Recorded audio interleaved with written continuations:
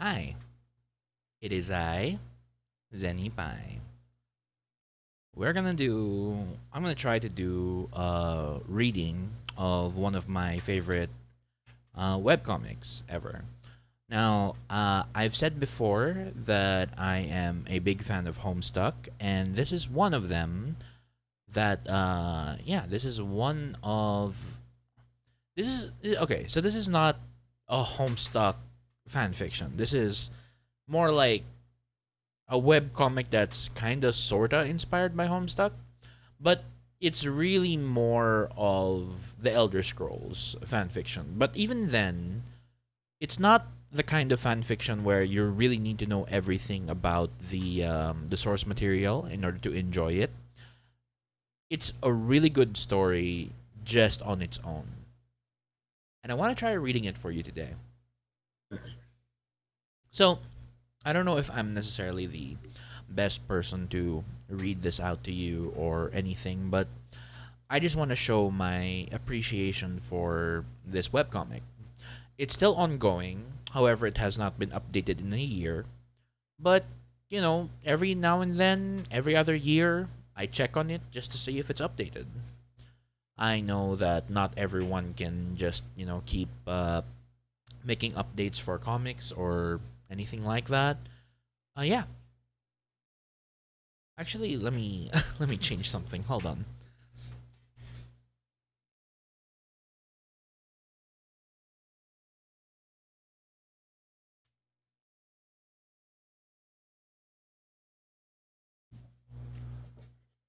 Okay. All right. So, without further ado, let's go and let's start reading Prequel. So again, this is a little bit. This is inspired by Homestuck. The way it's written is kind of inspired by Homestuck. The way it's displayed, or at least it seems to be, right? Down to the art style. You see that like kind of MS Paint-ish art style, right? And then we have then we have the fact that it's you read it on the website and you scroll down, right? And then even this enter name is already just like a big giveaway. Yeah. So, without further ado, let's read Prequel. All right. Today is the beginning of the new you. 1 month ago, you made yourself a promise. You're going to turn your life around. You're going to get a real job, stay out of jail, and not get into any more trouble with cults. Nobody thought you could do it. They said your questionable reputation, lack of any useful skills, and flagrant alcoholism would always hold you down. But you had a plan. You're going to start over, far from home. You pawned off your belongings, withdrew the rest of your inheritance, and narrowly managed to buy your way onto a merchant ship bound for Cyrodiil. And now you have arrived, alone and penniless in a foreign country. Rounding up to the nearest week, you've been sober for an entire 7 days. This is your chance to be whatever you want to be, whoever you want to be. You think you'll start with a new name, something less ethnic, maybe suitably imperial, to fit into your new home. Enter name. Tudor! No, no, no! That is something far too royal about that name. Something that just strikes fear into your soul. You've never understood why kings scare you.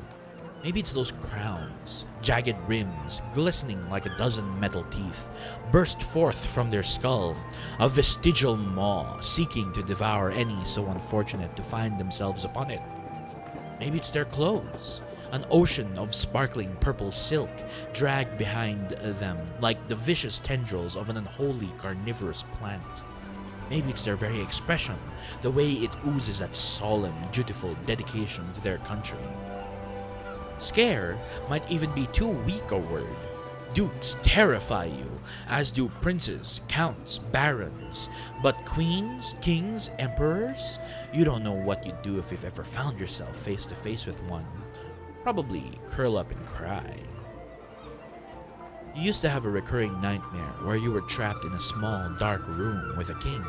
There was no way out, no one to help you, and he just stands there, being a king. Luckily, you've mostly taken care of your nightmare problem through heavy self-medication, though you guess the self-medication became the bigger problem. Katya Mannequin. That name sounds pretty cool though. You like the way it rolls off your sandpapery tongue. You jot it down and hand in the immigration form to the guard. Job no. Immigrations form. Name Katya Mannequin. Species Kaji. Sex female. Job no. Favorite color. The guard says you can keep it if you want. They don't actually keep track of immigration, and he only brought the form because you asked. He's just going to throw it out. You tell him you don't care. This has symbolic value to you. It makes your whole new life feel official. He obliges and accepts the document. Not many people out here. Looks like there's some shops near the dock. One appears to be a general store. The other, some kind of restaurant. Katya, check skills. Check your skills. Your trade skills. Just what can you do anyway? Your trade skills? You always get a little uncomfortable when the T word pops into your head. Suffice to say, your childhood was not full of encouragement, your adolescence was not full of employment, and your adulthood has not been full of success. Each one sort of led into the next, which is to say, nowhere. It's one of the things you're hoping to fix in your new life. Someday, you'll be good at something, or even just adequate at it. It would make you happy. But for the time being, you're pretty much worthless. I mean, you know a pretty interesting party trick with involving a yo-yo and a pineapple, but it's not appropriate for most parties. Katya, visit the store of pots filled with shitty wands. You think it's supposed to be a bag of swords, but you're not sure. It's pretty much just the worst sign you've ever seen. You can barely read it. If you need some quick cash later, maybe you can offer to redesign it. Find a job as a maid in the restaurant? Do the restaurant. Though you can't buy any food, maybe you can chat with the locals and get some free food if you're lucky. Right now, however, your best bet is for steady employment seems to be the restaurant. And hey, you're Cyrodiilian now. May as well get to know the locals. You head in. This place is pretty nice, you guess. Sort of homey. The proprietor is some kind of elf. There's like a billion kinds of elves. You can never keep them straight. He welcomes you to the flowing bowl and asks if you would like to see a menu. Accept a menu as you ask for any jobs you can do. The flowing bowl. A slab of ham. Slab of ham, 3. Slab of venison, 4. Slab of bread, 2. Ale, 1. Mead, 2. Wine, 3. Good wine, 5. This is definitely a menu meant for sailors. You guess that's what you have to expect at the port town. It's all out of your price range too. That is to say, nothing is free.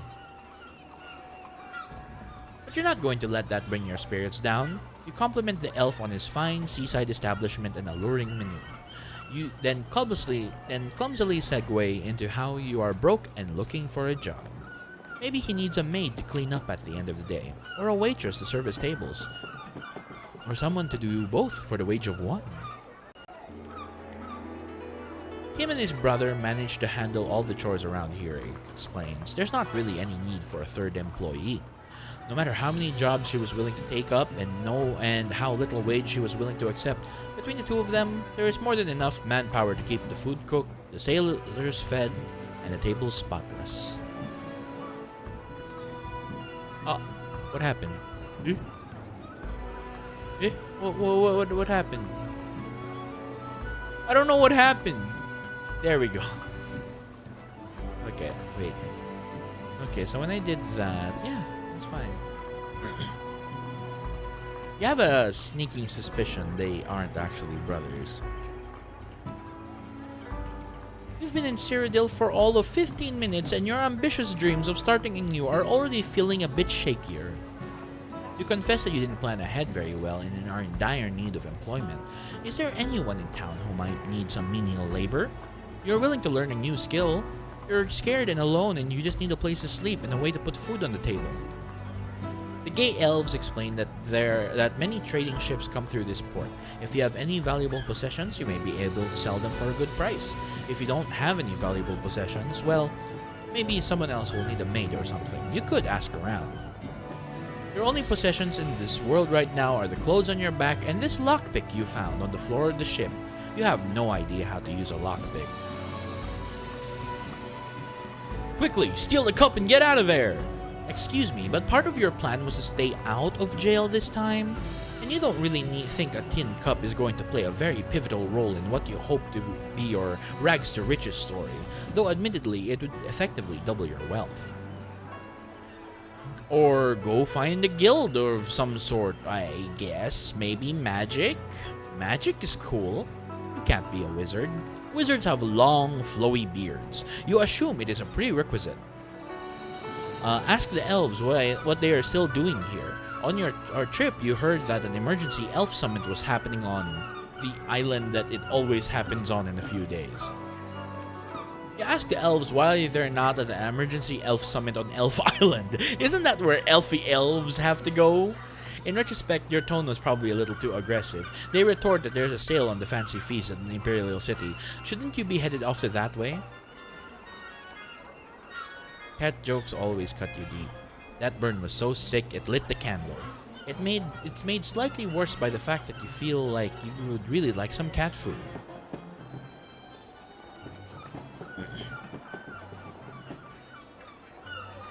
These gay elves are racist fucks and you don't want to talk to them anymore.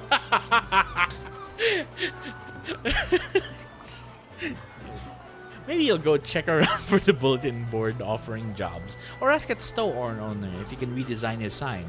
You could try to sell your clothes, but that would leave you with no pockets to hold your money and lockpick. You'd probably get arrested for public indecency anyway. Or maybe you can forget about the whole keep a good reputation thing and go find a party where you can do your pineapple oh wait, hey, that lady with the bottle is yelling something incoherent at you. Maybe you should reply, or just walk away very quickly. Katya, reply. Approach the lady but feel nervous over Approach a lady but feel nervous over possibility of having to refuse alcohol. Oh, possibly. Prepare by drinking liquid courage. Reply and approach the crazy bottle lady very cautiously. How can things get any worse? Your special day can't get any worse, you figure. Time to do something stupid. You cautiously approach the crazy bottle lady.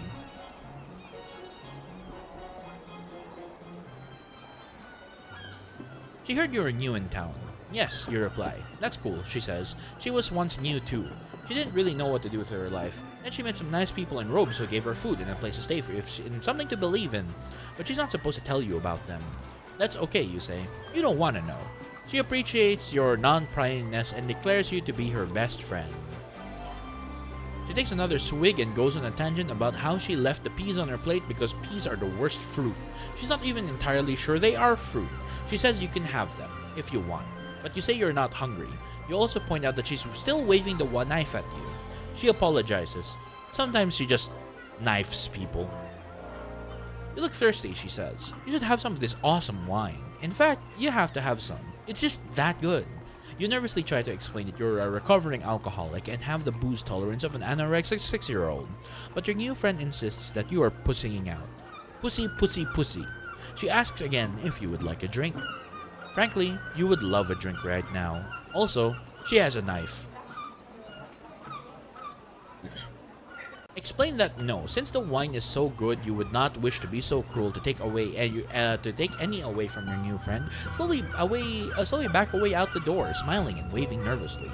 Offer to demonstrate your special skill. You've had tons of practice learning how to drink off knives. Tell her that you are a much better drunken crazy cultist back home. Then offer her some more lessons. Take the bottle, smash her head. Your mind is filled with cunning plans and heroic maneuvers. A brave person wouldn't be afraid to stand her ground. A skilled person would find a way to turn the situation to her advantage. Unfortunately, you are neither of these things. You abscond the fuck out of there and find a place to hide. Meow.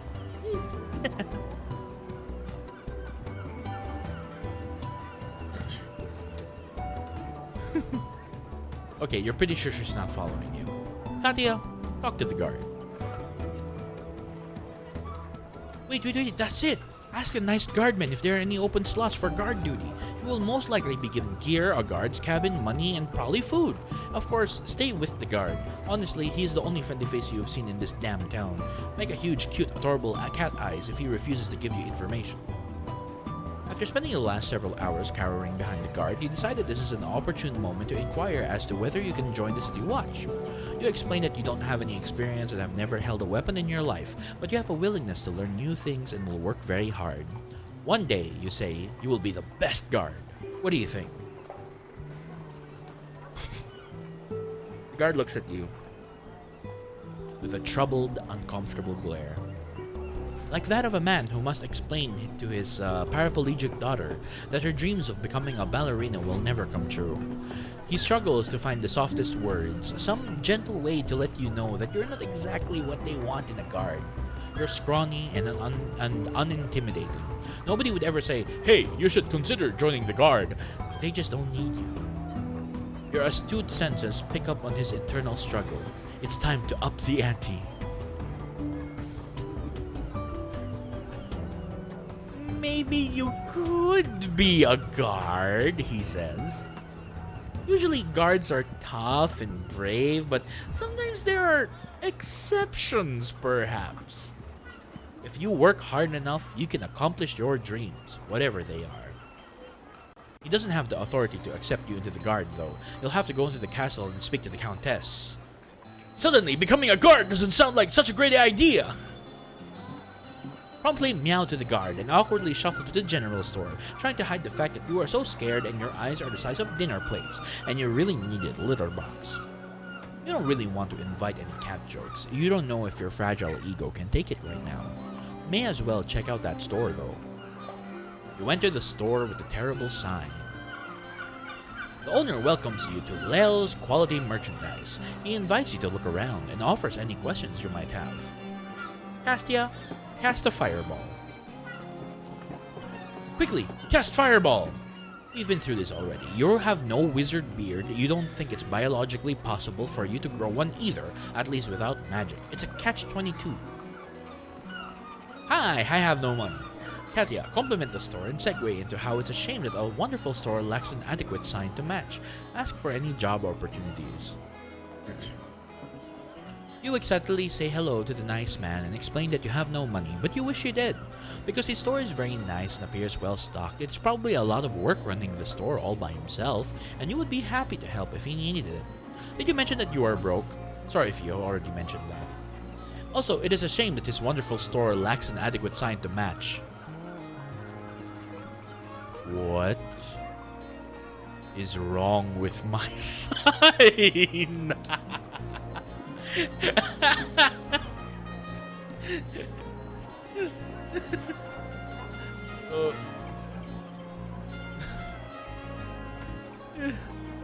Lel says he was just joking. He didn't mean to scare you. Please come back. Okay. He knows his sign is not very good, he tells you. He's been planning to replace it, and it even bought a new blank sign. However, he doesn't want to ruin this expensive new sign with his abysmal handwriting. He's been hoping to run into someone who is willing to help out. This is exciting. You should be excited. But your eyes are struck on that damn bottle he left out in the open. Your mouth feels dry. You really want some alcohol. Katya, show your penmanship. Resist the urge to drink liquor and show your penmanship. Offer to demonstrate your artistic talent on the back of the old sign. Penmanship? You're the best fucking pen in Cyrodiil. Lils admires the legibility of your handwriting, though he actually needs a sign engraved and thinks the flowers and smiling heart might not be reaching the store's target audience. Maybe you could just carve Lel's Quality Merchandise in fancy letters, and he'll give you maybe 10 septims if you do a good job. Then you should be able to get you a good meal and a night at an inn. You accept. You spend the following hours toiling away at the wooden sign using Lel's tools. You know this has to be your best work. This little sign will be the first thing you are known for. This is your first step in the right direction. You put your heart into every letter, polishing every curve and serif to perfection. Once your engraving reaches the pinnacle of artistic quality, you carefully dab a fine coat of white paint onto every character. It is beautiful.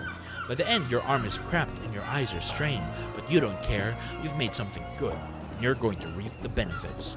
Time to show Lels. He comments that your handwriting is good, but you misspelled merchandise.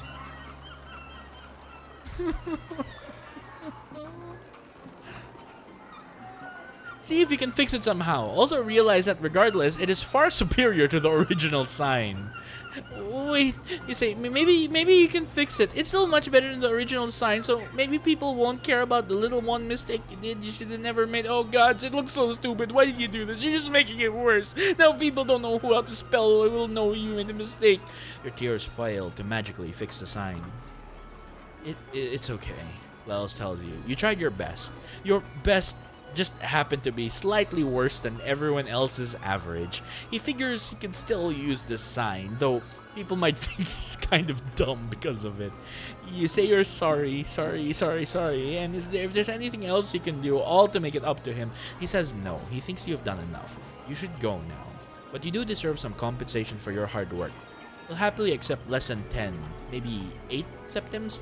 Ah shit, no Lely. Lel's got a business to run here. Lel's all about quality. He'll give you 1.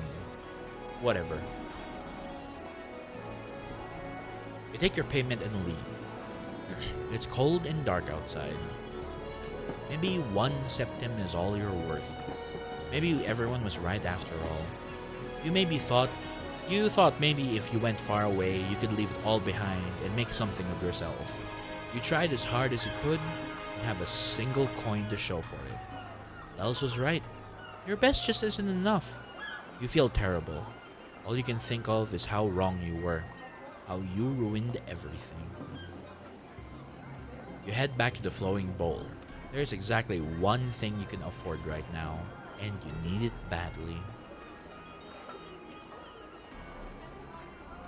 Sudden resolve. You will not be railroaded into the despicable life that the narrative seems to be putting you in. You made 0 septims yesterday, and you made 1 septim today. If you continue at this rate, you'll have 28 septims by the end of the week. Find someplace free to sleep for tonight, even if it's just a sidewalk. You'll show them. You'll show them all. It's time to make an investment in becoming a criminal. Because let's face it, you're a massive failure, so you might as well start stealing from successful people. Pay 1 septim for a good hug. Good, of course, so that you can pickpocket him while he isn't looking. You are in no mood for heroics. It's been a terrible day, and right now, all you want to do is bring a little spark of happiness in your otherwise bleak life. Water or ale? Water or ale? Don't give up hope yet. Settle for water for tonight. You appreciate the thought that encouragement and promise your next septim will be toward something productive. But now just isn't the best time. You're sorry. You give the elf your coin and ask for whatever alcoholic drink that can buy. You ask him to water it down a bit. You don't want to get wasted. You just want to drink enough to forget what a failure you are. You're apprehensive to succumb to your addiction, but you know you'll feel better afterwards. That's what matters right now. Maybe tomorrow will be better. If you can renew your spirit, maybe. If you can bring back that feeling that you can do anything, then quitting again will just be another simple challenge to surmount. Then things will be better. You'll make sure things are better next time. You're sorry. Bottoms up, you guess.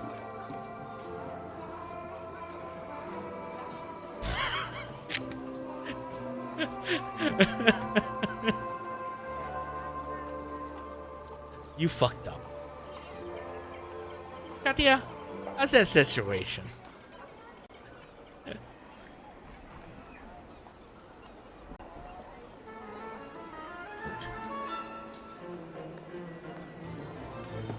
Orc, be named. Find his and her tattoos in an embarrassing area. Well, he has a tramp stamp, but you'll need to find a mirror if you want to check yourself. I mean, maybe he already had that one when you met him. What's up, Maury? How you doing? Thanks for stopping by the stream. I'm doing a let's read of a webcomic I really like called Prequel. If you know anything about Elder Scrolls, you might appreciate this. Even if you don't, it's still pretty good. Try to find clothing, then figure out what stuff is in the bowl. Cash? Oh yeah, and right away on the unicorn. You have no idea where your clothes are, but this appears to be a fishbowl full of peas. Evidently, the fish couldn't breathe peas. They're truly the worst fruit. You consider riding the unicorn, but to be honest, you'd kind of be embarrassed to be seen on it. Are those flames on the side? You're pretty curious what it's doing here, though. Katya, examine sword. Examine the sword. That sword isn't coming out. You might be able to pull the arrows out, though. But without your clothes, you don't really have anywhere to Okay, you still have your lockpick. That's good, you guess. You think it's time to skip town and start over again. Katya, examine book. Examine book. Please tell me that that's purple paint and not something worse. This is Kat. Everyone loves her because she is the hero. It's her. Katya can do anything. She is so cool and all the... It's purple paint, yeah. It looks like you tried to write a book last night. You can't really bring yourself to read past the first page. Check under the bed and make sure the orc is still alive. The orc is breathing. That's a good sign. You peek under the bed. Is that a pineapple and a yo-yo? Oh gods, it is. So much for a good reputation. You have access to both bed sheets and claws. If you can't find any clothes, why not make some? Even if modesty is no concern, getting arrested for indecent exposure is so embarrassing. You attempt to tailor the bedsheet into clothing, receiving an unpleasant reminder that you have no trade skills. You should really find some clothes, though, before someone shows up. Katya, examine ladder. Does the ladder go to a public place? If not, go there. It's not a ladder. It's nailed upside down to the ceiling. It's stuck pretty well there, too. You think that's all to say there? You think that's all there is to say on the matter? The only way out of this room is the door, or the second-story window lined with broken glass. Just tie the bedsheet around you like a dress and get out of there. You're a little bit afraid to wake up the orc. I mean, you know nothing about him besides the fact that he is twice your size and apparently threw a sword through the wall, and that he has a tattoo. You nab those arrows, though. Also, open the dresser the bowl of peas is resting on for clothing.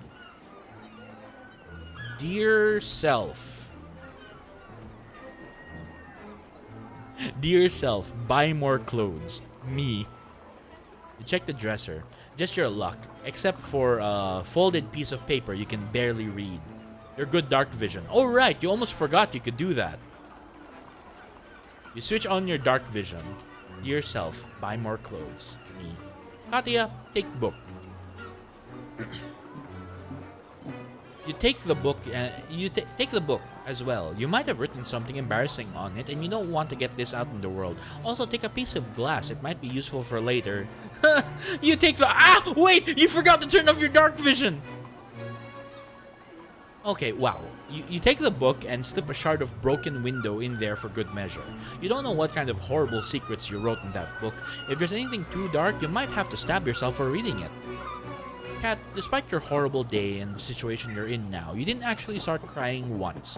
Feel mildly proud of yourself for this accomplishment. Hey, that is pretty cool.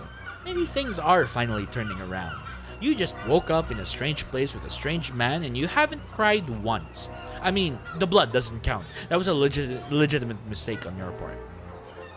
Try the other rooms in the building. If you refuse to be creative enough to clothe yourself in here, then maybe there's suitable fabric nearby somewhere on that side of the bedroom. Yeah, your cloth working experiments haven't been turning out that well. You peek out into the hallway. Also, can you find paint? Would body paint be enough to go outside? Best idea. Wait, this idea is retarded. Why did you do this? You should have just wrapped that tapestry around yourself. You hope this paint is washable. You hear the door being unlocked downstairs. Hey, you're a decent painter, I guess. I guess that goes with the whole penmanship thing. Those things are marketable skills. Paint some pants on and turn that bra into a shirt. Hey, thanks, but you don't really have enough paint to do anything more. And really, you don't want to invite catsuit jokes.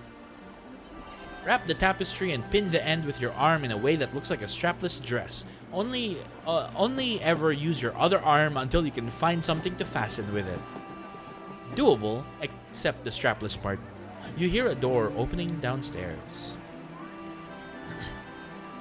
Going downstairs and see who it is. Worst case scenario, you're now a mistress, and even that counts as a paying job. Someone is coming in.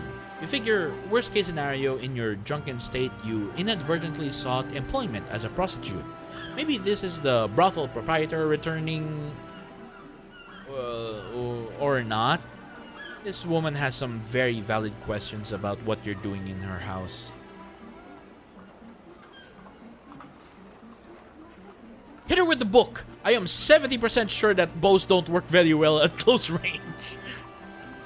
Yes, you should be able to use the book to swat her bow out of the way and maybe deflect the arrow if she releases. Then you can threaten her with a shard of glass before she draws on another. Oh gods, who are you kidding? She has a weapon.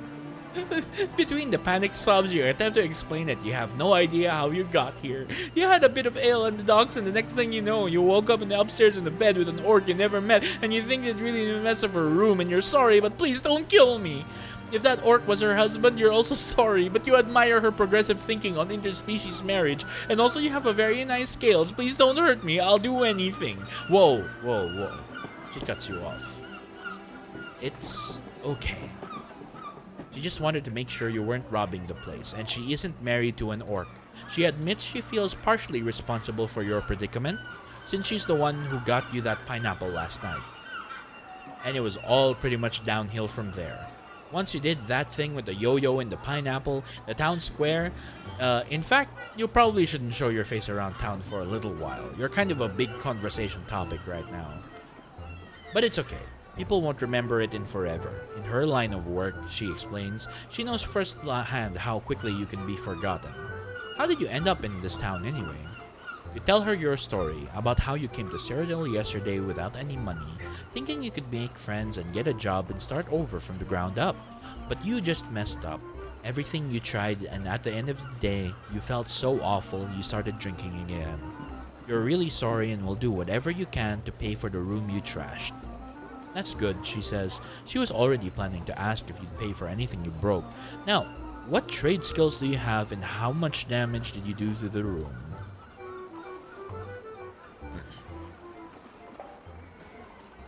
Well...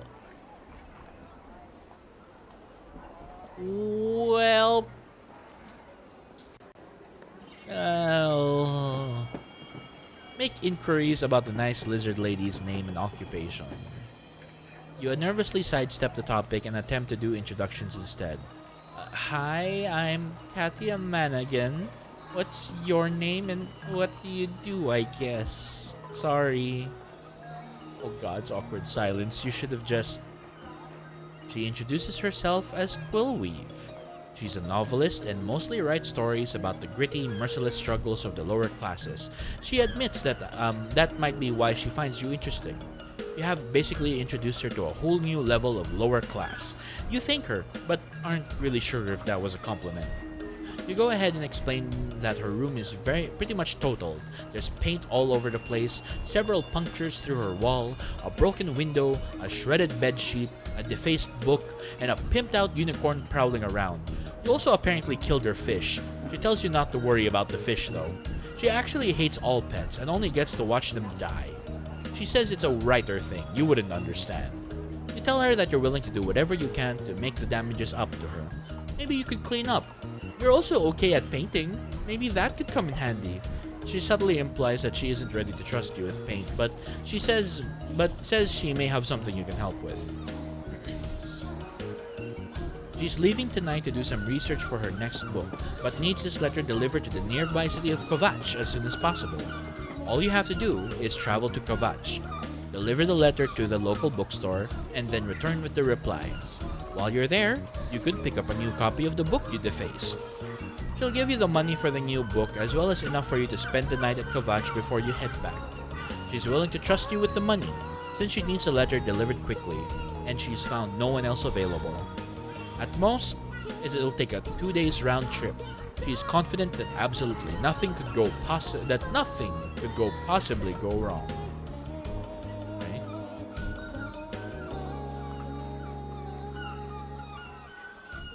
Alright. You are ecstatic!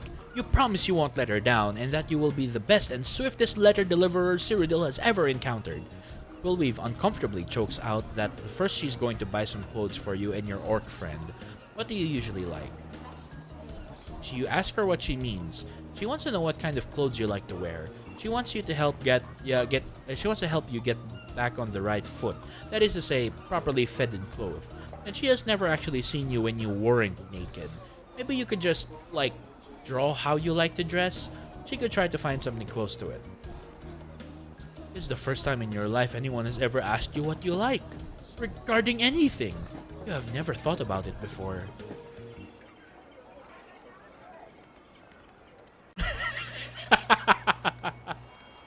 You always dreamed with something like this. She kind of accidentally into pirate somewhere along the way. I support Noel's design. You have the best idea. There's going to be armor and jingly bells and rocket boots that shoot lightning and a fake beard. Wait, this is stupid and unrealistic. You start over. How's this? The one on the right. Quillweave said she should have no problem finding something just like that. Since this is a seaside town, she also throws in a nice compliment about your drawing skills, which brightens her mood a bit. She's been meaning to buy some new outfits herself anyway, so she'll be back in an hour or so. She'll answer any more questions you have when she gets back. Until then, feel free to help yourself to whatever's in the kitchen. Hello, ladies. Anyone seen a pair of red trousers? Katya, ask Quillweave to handle the orc. Quillweave quickly says something about how she's confident you two can work this out on your own. Okay, see you later. Hey, honey buns, how's it hanging? It's always hanging amazing. That's the answer. The orc introduces himself as Garug Grow Up. He overheard you talking to that fine piece of scale. Sounds like she's not too happy about the room, but that's okay. He'll pitch in. He always keeps some coins lodged in between his luscious, steely pecs in case something like this happens. Check it! Kaboom! Pretty fucking amazing, right? He explains he knows a guy in Kovac who can get this lady's walls and windows fixed on the cheap. Just take his gold up to Kovac and find someone named Fixes Homes. He'll get his place back up how it should be. Garug says the gold he was packing between his massive, toned chest muscles should be just enough to cover the repairs. You uneasily thank Garug for his contribution. You ask him if he'll be joining you on your trip to Kovac, but he declines. He's gotta get his leave on, if you know what he's saying. He's saying he has to leave. Take care, Butterscotch, and thanks for the sweet lay. Before you can say anything else or mention Quillweave is out buying clothes, Garug gets his leave on. You're not entirely sure how to feel about this. Katya, you could have done much worse. Still probably one of the nicer guys you've had drunken sex with. Okay, he's not the weirdest thing you've had drunken sex with. You've done worse, yeah. This isn't making you feel any better about yourself. Pick up coins and go get food. Take a blanket with you. You might need it. It's not a blanket, it's a tapestry. The difference, as you understand it, is about 10 gold.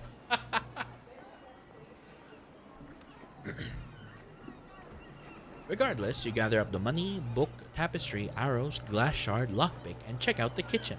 This stuff you're lugging around is getting rather cumbersome. You should probably ditch some of it or find a better way to carry it.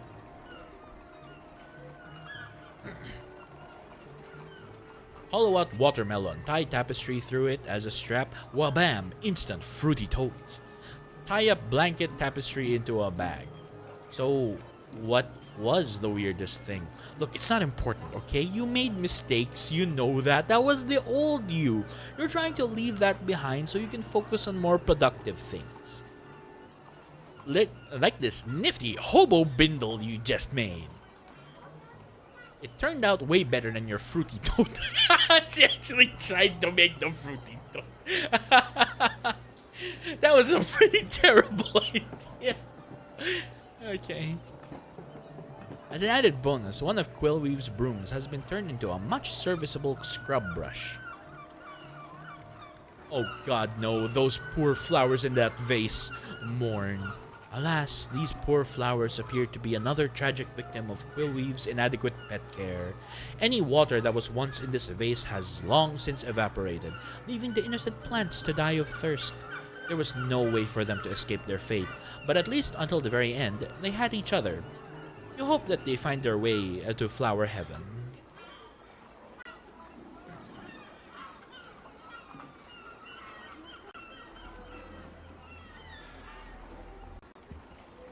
She'll receive a proper cremation next time she lights her fireplace.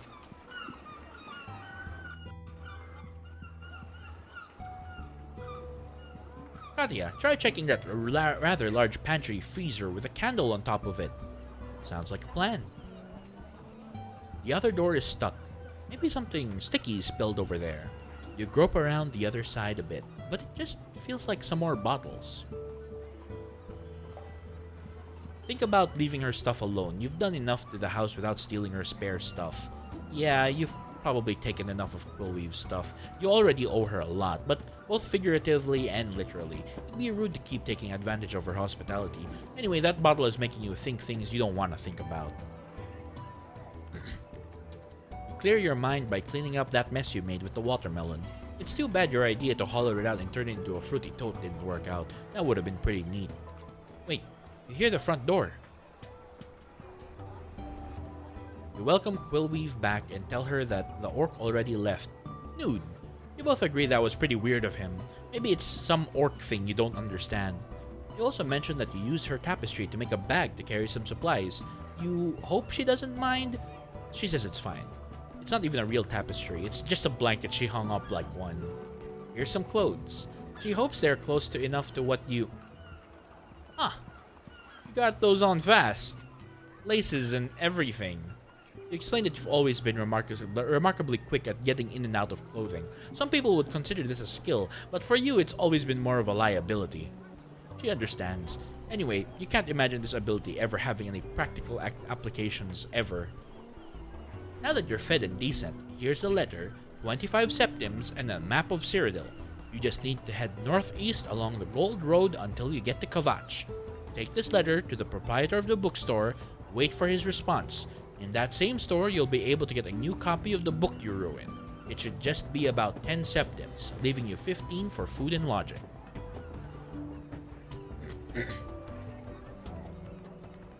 You have to worry about bandits, goblins, and monsters on the way to Kavach. You've heard stories about not traveling unless you're willing to fight to the death. You mentioned that you've heard some bad stories about traveling alone. The trip won't be dangerous, will it? He says as long as you stick to the main roads, you should be fine. Imperial Legion soldiers patrol the roads on horseback and are stationed at most inns. They'll help you if you feel like you're in danger. If you run into any trouble, just keep moving as fast as you can until you find a soldier. But if something goes really wrong, here. It's a potion of invisibility. Chug it and run. These aren't cheap, and she'll expect you to pay for it if you use it. So don't drink it unless you have to. You thank her, but you admit you were expecting like a weapon or something to defend yourself with if you had to. She reminds you that these bandits and monsters you're talking about, not balls of yarn. What do you think you can do? Quillweave uncomfortably apologizes for the cat burn. She doesn't know how those upset you. Katya, depart. Katya, open door and make your first steps toward Kovac. Chip and drop the invisibility potion. You pack away the invisibility potion in the safest part of your bag and very, very, very carefully leave Quillweave's house. You can't imagine how you'd feel if you broke something expensive due to your own clumsiness. Before you leave, of course, you have a couple more questions. Before you leave, you should ask Quillweave if you're in trouble with the guard. I mean, she said she's never seen you wearing clothes, and you apparently did the pineapple yo-yo thing in the middle of town square. Are there any public decency laws you haven't violated? Most importantly, you check that the city guard isn't after you or anything. I mean, you evidently made quite a scene. Quillweave says she's not to worry about it. You technically broke a few laws, yeah, but even guards were all really impressed by what you did. Nobody thought it was physically possible. The Countess might have had something to say about it, but you ran away as soon as she showed up. You probably did more damage to your reputation than your legal standing, but you shouldn't worry about that too much. There's another female Khajiit who lives in town, and people keep thinking it was her who pulled the pineapple stunt last night. You guys do look pretty similar. You say that you hope it didn't hurt the Khajiit's reputation too badly with this, but Quillweave says not to worry about it. This girl's creative. She'll find a way to turn it to her advantage. Well, time to get a move on, you guess.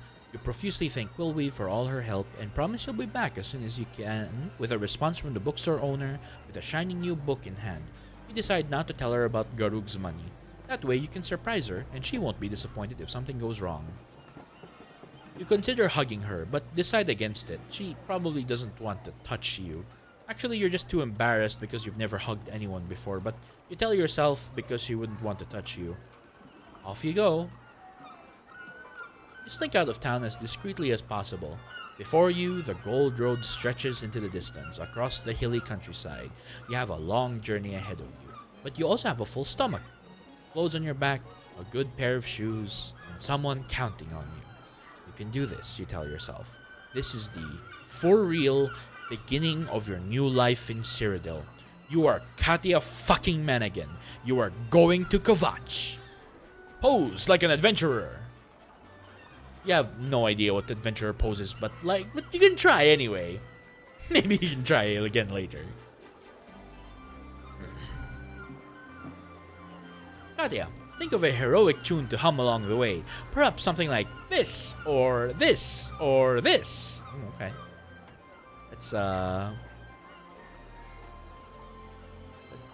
Let's see what these have to offer, right?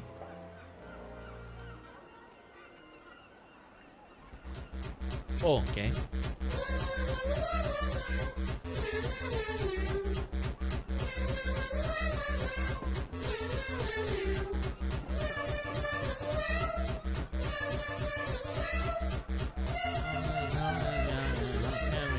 Meow, meow.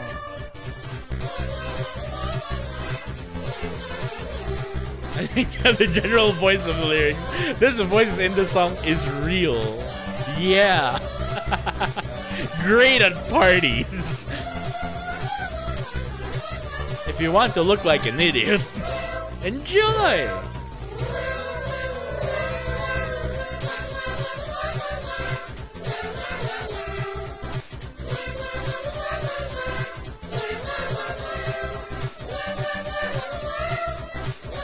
It does actually sound like nya in this case. Nya nya nya nya nya nya nya nya. Let's try this one.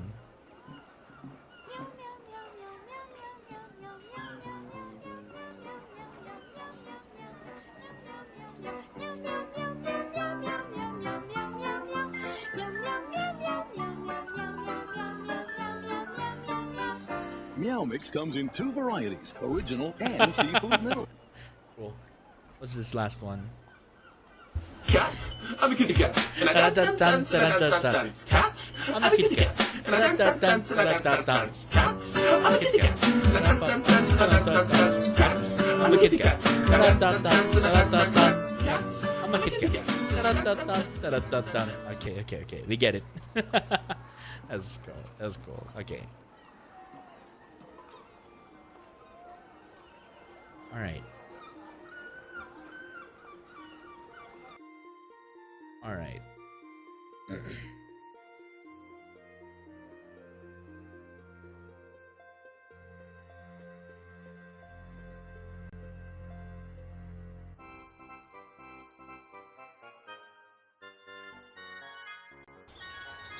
Alright, there we go.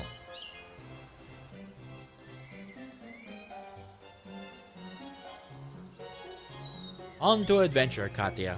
Have fun with it if you can. Okay, you get it. You look like a cat. That doesn't mean your idea of a heroic tune is humming alongside the cat food jingle. That's just racist. But you would like to hear some music on the ship though, so you sing along with the first tune that comes into your head, just kind of making it up as you go along, but it feels fitting. What is this? What is this? I have to know what these are.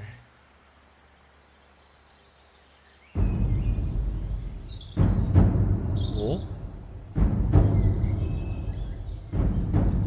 What is this?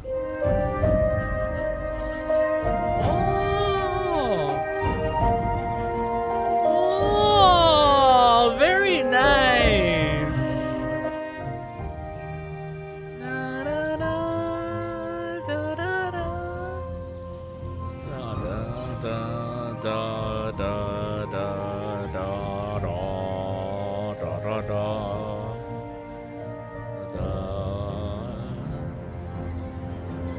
Meow, meow, meow. Meow, meow, meow. Meow, meow, meow. Meow, meow, meow, meow. Meow, meow, meow. Meow, meow, meow. Meow, meow, meow. Meow, meow, meow, meow, meow, meow, meow, meow, meow, meow, meow, meow. Meow, meow, meow. Meow, meow, meow.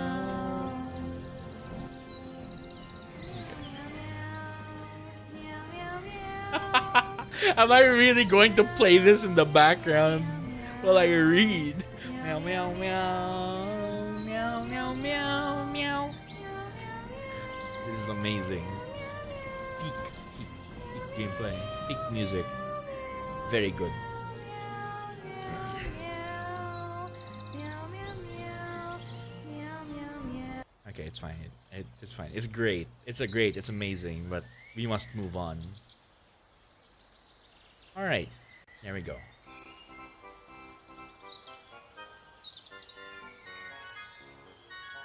Alright. Onward to those 2 trees.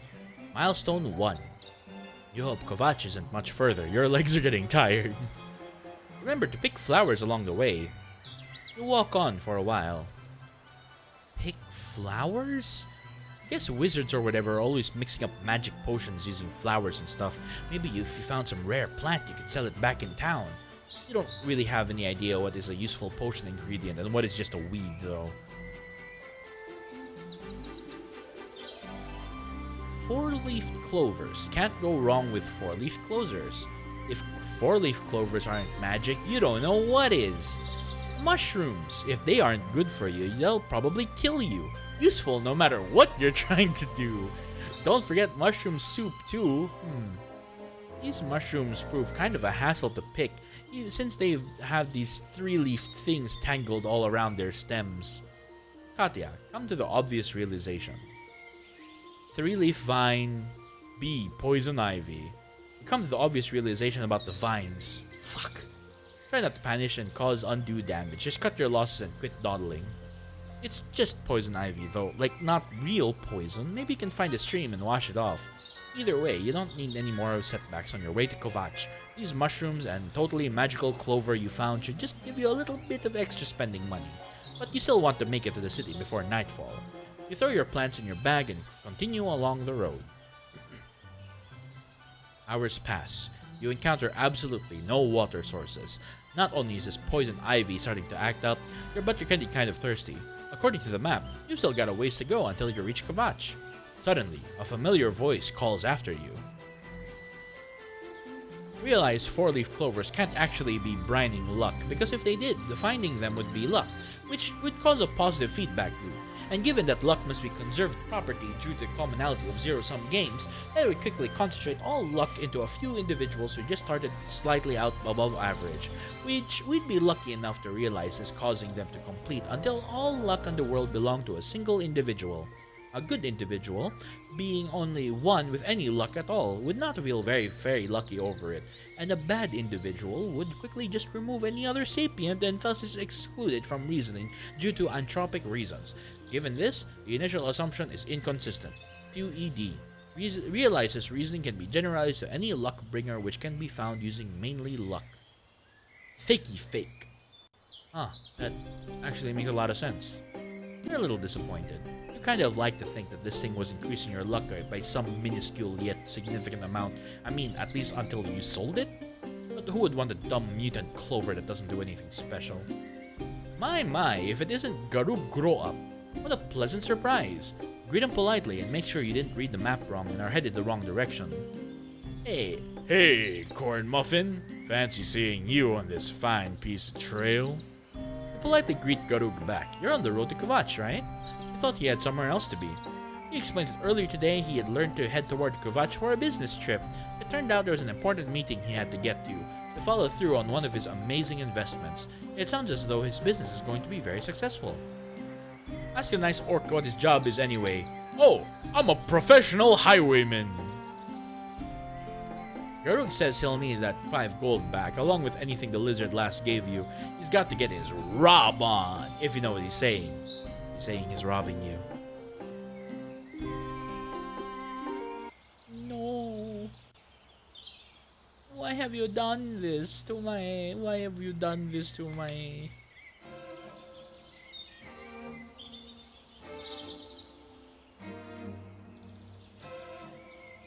Big eyes, cutie face, go! Then, quickly reach for the potion and drink it while he is distracted. Okay, but you're kind of flipping out here. This guy is waving a fucking sword in your face and you're acting like you're supposed to be all calm and businesswomanly about this. And to make matters worse, you're about to try to outsmart him or something. You tell him, okay, you're reaching into the bag to get the money that you're going to give to him. You put on your best kitten eyes, trying to either distract him for your potion or make him feel sympathy. You're kind of hoping for about any effect at all here. Garug doesn't seem at all fazed by it. What's sticking out of your bag? Is that a potion of invisibility? Those are expensive. They also make you so hard to see. Luckily, he always keeps a magic scroll of detect life packed between his regular rock-hard abs. You know how handy this is when someone tries to hide? It's incredibly handy. That's the answer. But let's not start bringing our magic crap into this apricot. Reach into your bag as if to retrieve your money, then throw all those plants you picked up into Captain Jerkface, stupid jerky face, and then run! Use the Eye of Fear. Katya, drop sack of items in surprise. Hope that the potion of invisibility broke and covered most of your items. Give Garug any items that didn't get covered and really hope you don't get raped here. Seduce him in order to distract him. Break down crying, rubbing your poison ivy hands all over him. You don't exactly operate well under pressure. In the spur of the moment decision, you try to execute every fallback plan at once. Suffice it to say, none of them are very effective. Garug is getting tired of this though. He has other meetings to get to. He tells you to get down on the ground or else he'll just lop your head in and call it a day.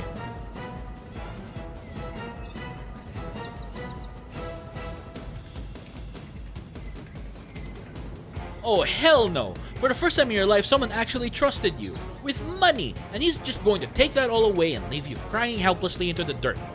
Cat, get your feral on! I mean, flip the fuck out with claws and the biting. Or if that fails, ask if you can at least keep the letter you were supposed to deliver. Grab your stuff and run like it toward any tree close enough to the road that soldiers will get him if he tries to wait under it. Pick up the bag and try to hand it to him, but run in the last moment back to Anvil. Your Khajiits are agile and quick. He is an orc with small legs and will not be able to catch you. Call guards while running too. Kick his nuts! His abs may be rock hard, but what about his dangly bits? Say that Quillweave gave you a quest. The book you ruined had secret coded encrypted inside in its pages, and that would tell you how to find a vast treasure. While you were unable to decode the book, Quillweave knows how to. You used to be a crook too, after all. You were planning on helping Quillweave get the book, only to betray her once you had finished decoding it. So it would be really cool if Garug didn't kill you at all. Your mind is filled with cunning plans and heroic maneuvers. You know there has to be some way or to get out of this with your life intact. Maybe you could run or hide or trick him to fight or... You're not a hero. You're just a scared, friendless nobody who wants to bleed to death on the side of the road. You're being threatened by someone twice your size who last night threw a sword into the wall so hard you couldn't get it back out. You're sorry, you just can't do this. Garug commends your choice. If everyone was as smart as you, he would have almost never have to get his kill on. He proceeds to rifle through your belongings for anything of value. You ask him why he even gave you the money if he was just going to take it back. Experience has taught him that this is a lot easier if victims trust him on their second encounter, and it worked well this time. He got at least a 600% return on his initial investment. He's the kind of stickler for bookkeeping, he explains. He'll even write you a receipt if you want. After a few minutes, his assessment of your inventory is complete. At your request, he leaves the letter and the book. You consider spinning an elaborate tale about how the book is actually a secret treasure map that you only know how to translate, but it has your map, lockpick, and glass shard inside, and you really don't want him to find out about them. At this point, you're cutting your losses and trying to keep whatever you can. Garug notices something else beneath the blanket. What's this? Oh, 4-leaf clover! It's his lucky day, more so than usual even. Anyway, pleasure conducting business with you, sweet cakes. This gap in the patrol doesn't last all day though, so he's gotta get his flea on, if you know what he's saying. He's saying he's leaving. Take care, and good luck on earning some more money. As fast as he showed up, Garug is gone. You feel awful. While you are glad you survived, a nagging voice in the back of your head insists that you maybe could have ran. Maybe could have taken him in a fight. Maybe if you weren't such a worthless coward who can't do anything right. None of this would have happened. Why didn't you tell Quillweave about Garug's money?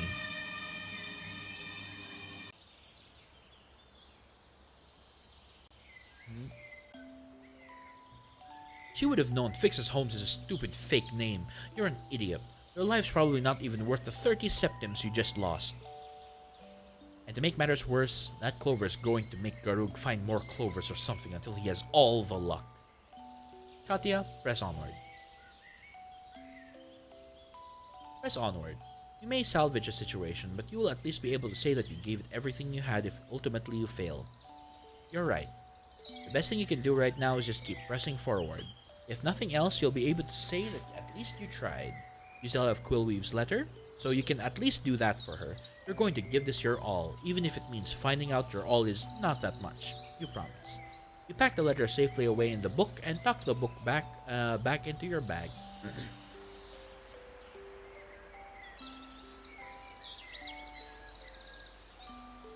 Cat, discover time travel magic. Go back in time and kick Grow Up in the nuts. Do we really need to go through this again? Frankly, you'd love to know how to do magic stuff. You've never told this to anyone, but you actually think wizards are about the coolest thing ever. It's not just the sparkles and the fireballs, it's the whole idea of making something happen with their mind. They want something to happen and it just does. That never happens for you, ever. It's like the more you want something, the less likely it is to happen. And sometimes that makes you really sad. Just deal with it and keep moving. Keep the receipt to remind you to never trust no one again. This is a harsh world where only the strongest in mind survive. You will have to change if you want to be someone. Garug Grow Up. 1 robbery. Everything of value. Total 2 arrows, 4 entolomas, 1 potion in this, 30 golds. This receipt is incredibly silly. You have to take it along anyway. Maybe you'll be able to get a tax rebate or something. I mean, if you ever had an income. In any case, all hope isn't lost. The replacement book only costs 10 septims, and you'll have a chance to earn that much in Kvatch. You keep telling yourself that, but deep down you know it's not true. You thought you'd have a chance to earn money in the last town, and look how that turned out. You just keep screwing up. Today looks like it's headed along that same path. Anyway, nobody wants your help. You're not good at anything. At least anything people care about. You try not to think about it too hard, but you know Quillweave just gave you this job out of pity. God, you sound mopey. Time to shut off the feelings tap and focus on the task at hand. You're still pretty thirsty and a ways from Kvatch, so it'll be nice if we could find a well or something, or a discarded bottle of booze. That would be pretty nice too. Hell, or you could find a pile of discarded money. That would solve problems. There's some stuff over there. It's a little ways off the road. No, don't go there. That's the worst place you could go. But seriously, investigate. No.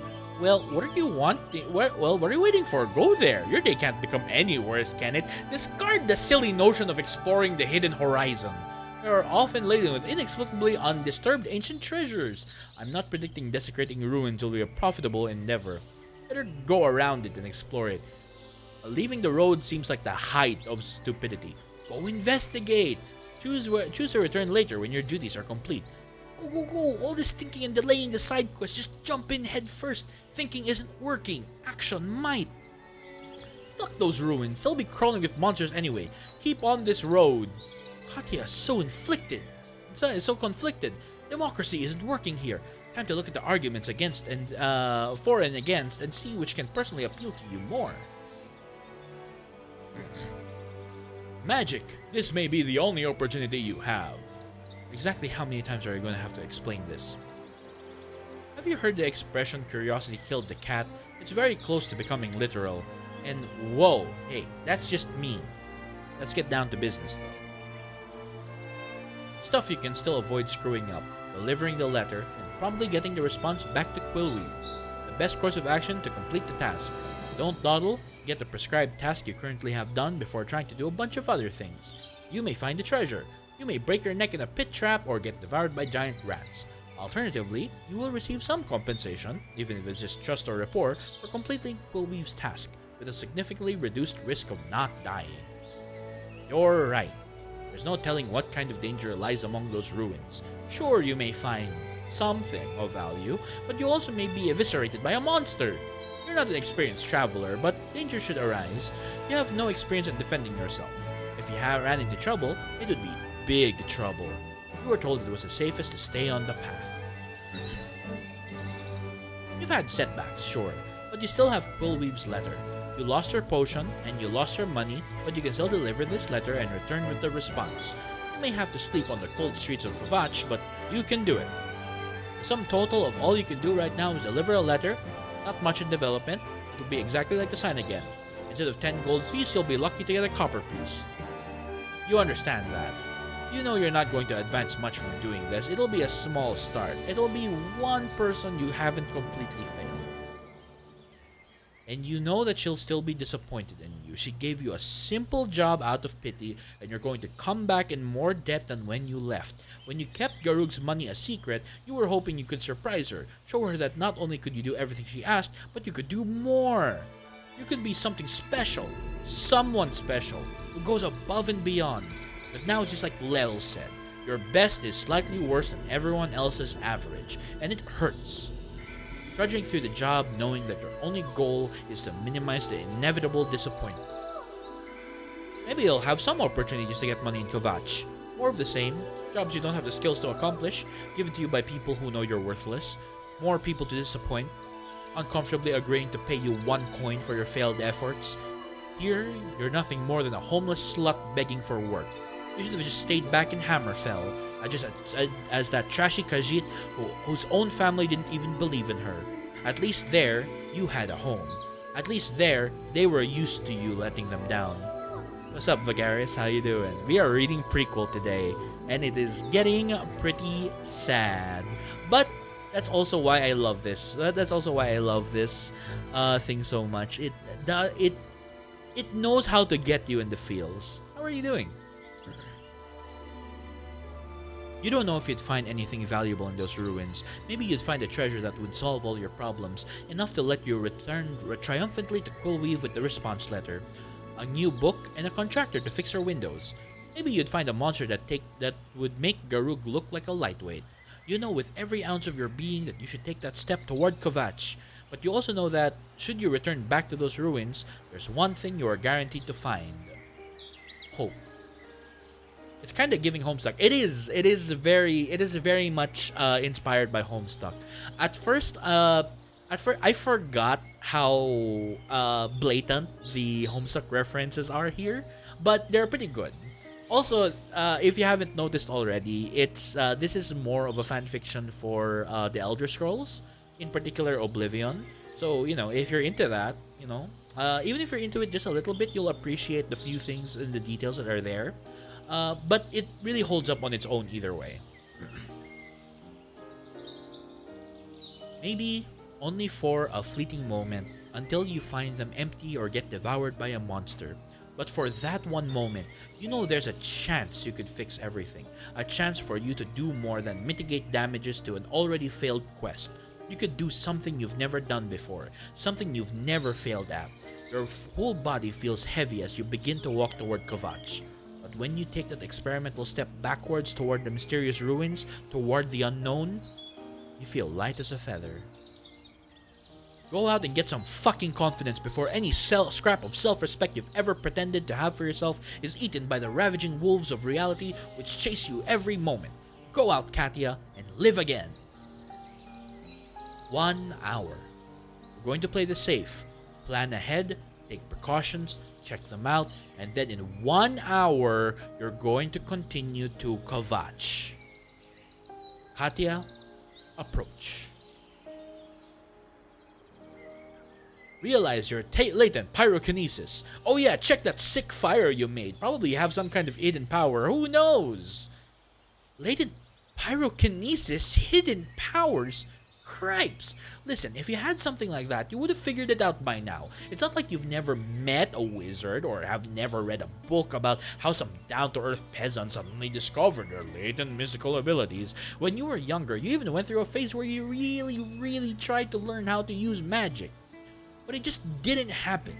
Even the wizards didn't sense any significant amount of magicka in you, so you could have looked at everything you had seen in wizards and everything and you had seen in yourself, and you could have concluded that the difference was beards. The only other explanation you can think of is that there's just something wrong with you. So beards it is, and you try not to think about the alternative too hard. Seriously now, you're quite sure those fires aren't magic, they're just a thing. That's probably not your fault. Anyone with half a mind could tell that. You have more pressing matters to deal with at this moment. First, build a weapon. It's not that difficult, even monkeys can do it.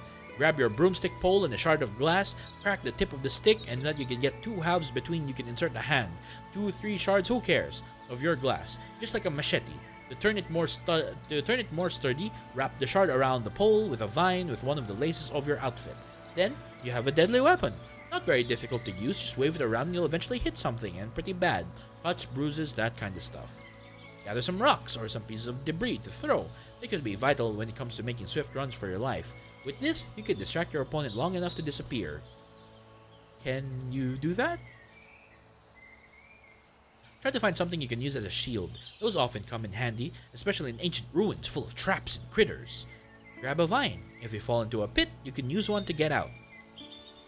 If you're good at climbing trees, that's the easiest way to investigate without approaching potential danger. Katya, approach.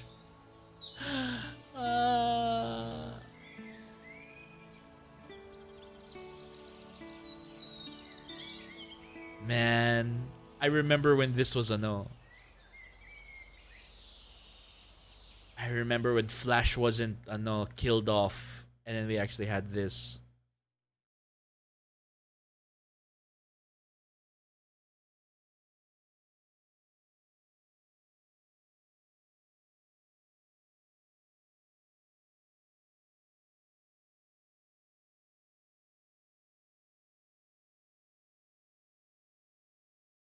Rip Flash, yes.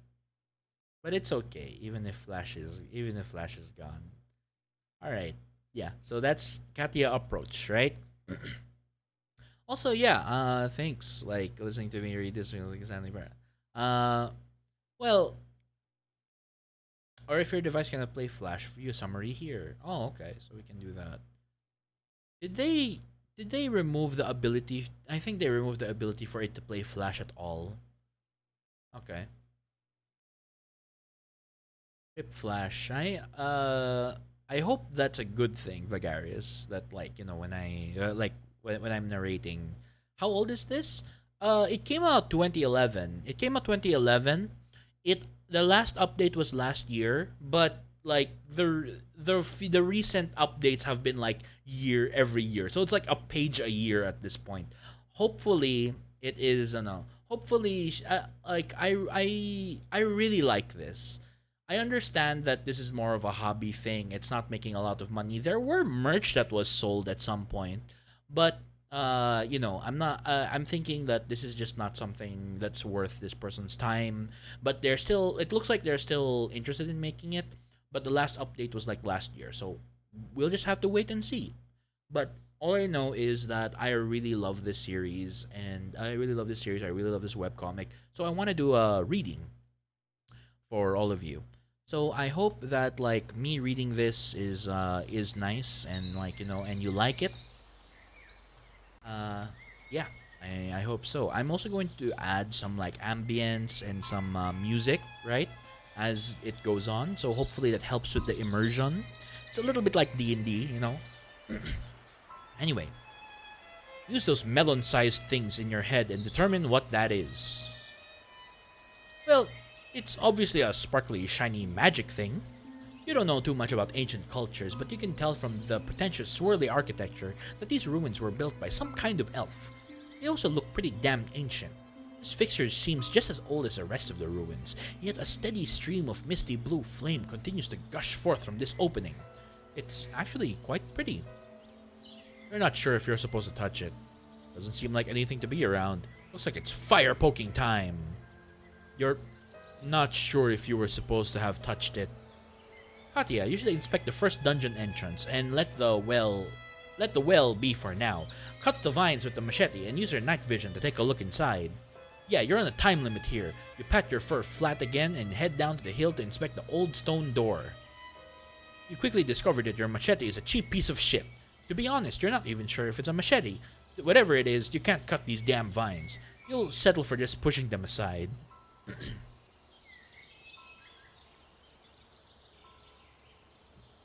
Katya, don't forget the clovers! Grab the other 4-leaf clovers on the entrance. Oh, right, you quickly turn around to nab those. Ah, fuck! Fall down the stairs, set off every trap on the way. Yeah, how about no? Right?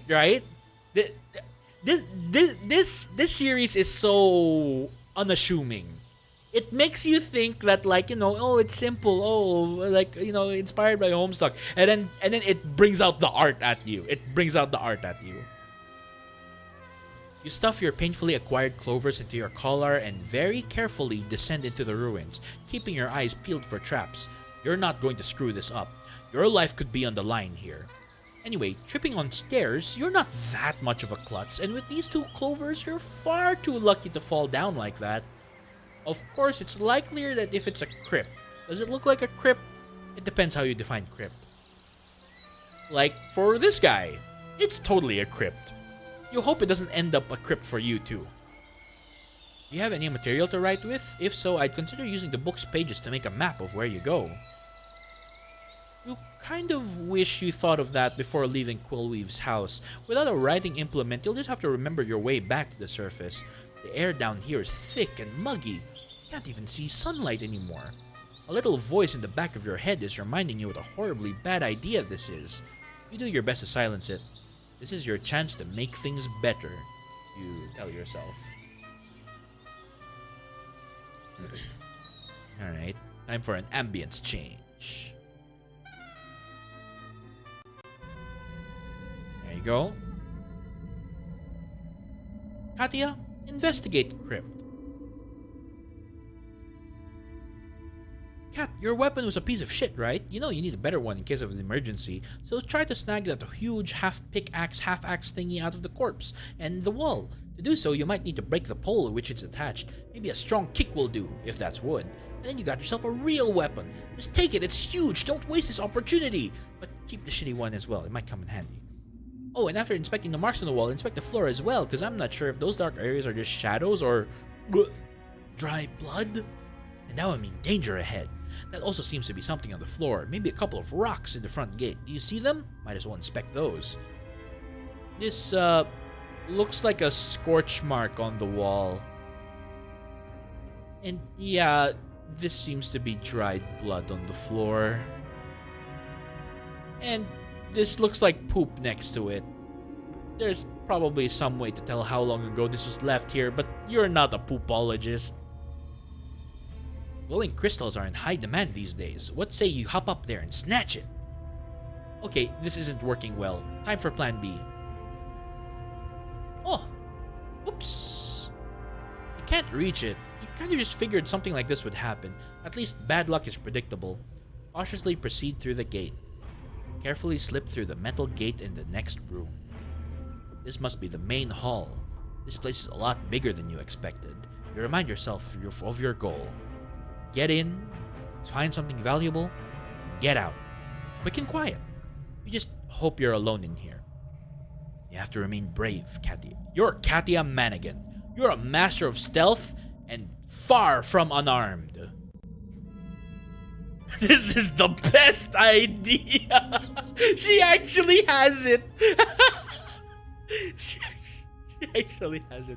Katia, no, that is the worst idea. Maybe try to unscrew the handle? Quarterstaff would make a lot less noise. Or carry that axe with you forever. Yes, this 300-pound axe idea doesn't seem as good as it did 30 seconds ago. You don't think you can disconnect the shaft. Though, I mean, you only got it down in the first place by jumping up and down until the thing fell off its hinge. Actually, you think you may have sprained your ankle a little doing that, but you got off way easier than that skeleton did. Examine the slab in the center of the room. Perhaps it's a casket of some kind. Once you're done here, peer down both hallways and train your ears to notice anything strange. You drag your axe up the steps and check out the stone slab in the middle of the room. A few metal boxes are sitting on it, but both are empty. It's pretty clear you're not the first person to ransack these ruins.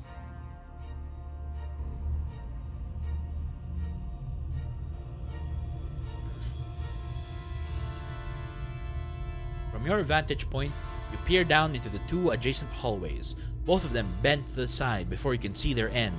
Luckily, these giant ears aren't just for show. Katia, listen.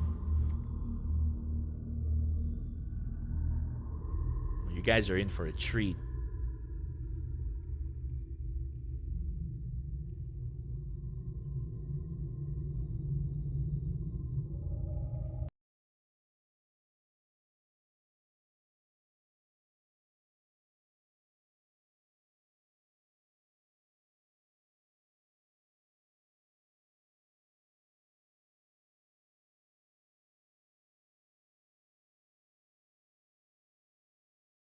Did you hear that? It sounded like a horse.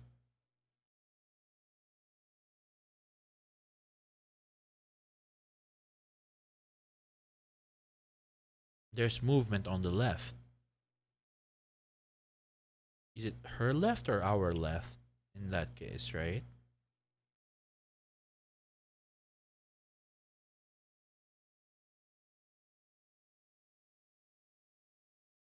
Is that a horse? Okay.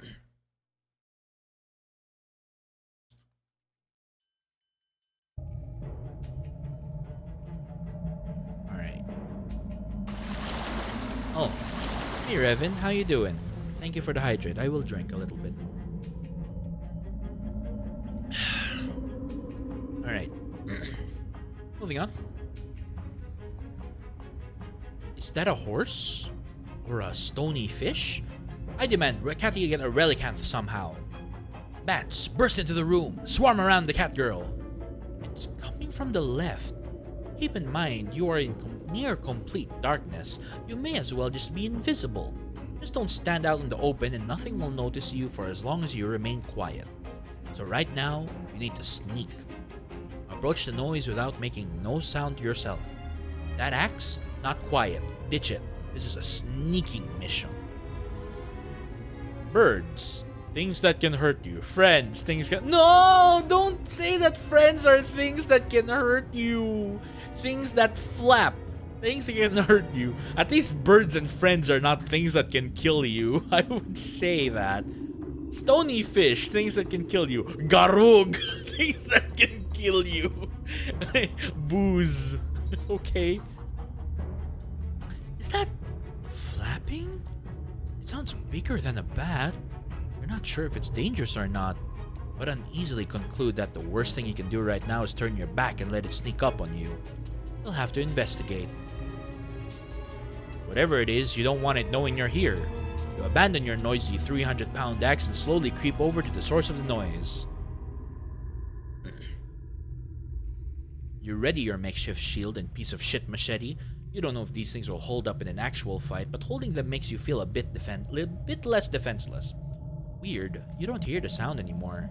You cautiously enter the hallway, keeping your eyes on the ceiling. No sight of the mysterious winged creatures. The ancient stonework is striped with large, deep cracks. Not only does this make you question the structural stability of this place, but there's pretty much a 100% chance that something is hiding up there and is going to spring out when you least expect it. Or maybe you scared the creatures away. That would be nice.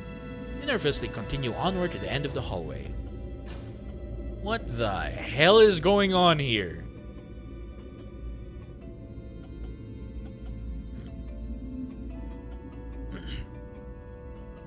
Make a mental note not to attempt to climb any more pillars with crystals on them. Done. Offer your condolences for having to meet him like this. Ask him what happened and what makes him linger. Also, if there is someone that should be informed. You politely greet the ghost and remark on his gruesome death. You're not really sure the proper way to respectfully speak to a ghost, so you nervously offer to deliver any final messages to the surface if he wants. You're very sorry about his accident. Save your concern, the ghost demands. I have been dead for centuries. I was that mare's guardian ancestor, before the guy accidentally pulled a pillar onto himself. The ghost, I have no more descendants left to guard. I figure I'll just loiter around here for a while. You know, tell any explorers about how his dumbass grandson tried to climb a 9-foot pillar. Feel free to loot the corpse. You are more than happy to oblige. Luck seems to finally be working in your favor. Took it long enough. You thank the ghost profusely. It's fine, he says. I can think of no more fitting ending to my bloodline's legacy than by being robbed blind by a mangy Khajiit whore. It won't be the first time it happened to my grandson. Just take that awful man purse off his corpse as well, in case someone respectable comes down here and sees the body. There's a pretty strong and personality-enhancing potion in there, the ghost explains. His grandson was probably going to use it to get a better price when selling those 5 bottles of wine. You'd be surprised how much collectors will pay for these old vintages. Then again, you probably already know this stuff. Khajiit or not, he assumes you're an experienced adventurer given that you got past all those stupid imps unharmed. All the traps in this place have set off ages ago, but most people who wander down here still get electrocuted, mauled, disemboweled before they even make it down the stairs. Sometimes someone just gets lucky and comes in here while the swarms are out, but that never lasts more than a few minutes. You hear that? Sounds like someone returning. He looks forward to seeing you in action. Oh, okay, you tell yourself, don't panic. There are no light sources remaining in this hallway. The imps probably can't even see you in the dark. No time to be a scaredy cat. Either ask the ghost what's going on or hightail it out of here. Hey, cat jokes are very hurt. Oh my gods, what did you do? What did you do? What did you do?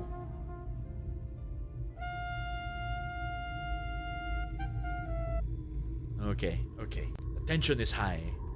The tension is high. Here we go. Put the flame out if you can and get out. Quick, stop the fire, then shoulder the purse quietly and leg it. Try doing things opposite to cat jokes. Maybe dog jokes. If those cancel each other out, that would be perfect. Or just run out and get out of the crypt. If you die here, that would be a catastrophe. Although if we do live, that would be awesome. Also, try calling out calming sounds or like imp calls. Then pause for effect. See if the imps stop coming. Also, how vicious can imps be? Get your machete out of your bag and attack furiously. Or go to the other darker room and hide in some shadows like a professional spy. Just don't try anything outrageous. You aren't some spy from the hit movie Mission Impossible. Drink the wines and see if the intoxication can help you fight off the imps. Aren't wines caffeinated? Because that would help. Examine all your stuff and see if you can fashion some sort of device or tool that you can fight with. You'd be a regular old Meownardo da Vinci. And last but not least, remain calm. Don't panic and don't get into a catatonic state. That'd be really dangerous. Oh gods, you're making it worse. You're making it worse. No. Run for your life.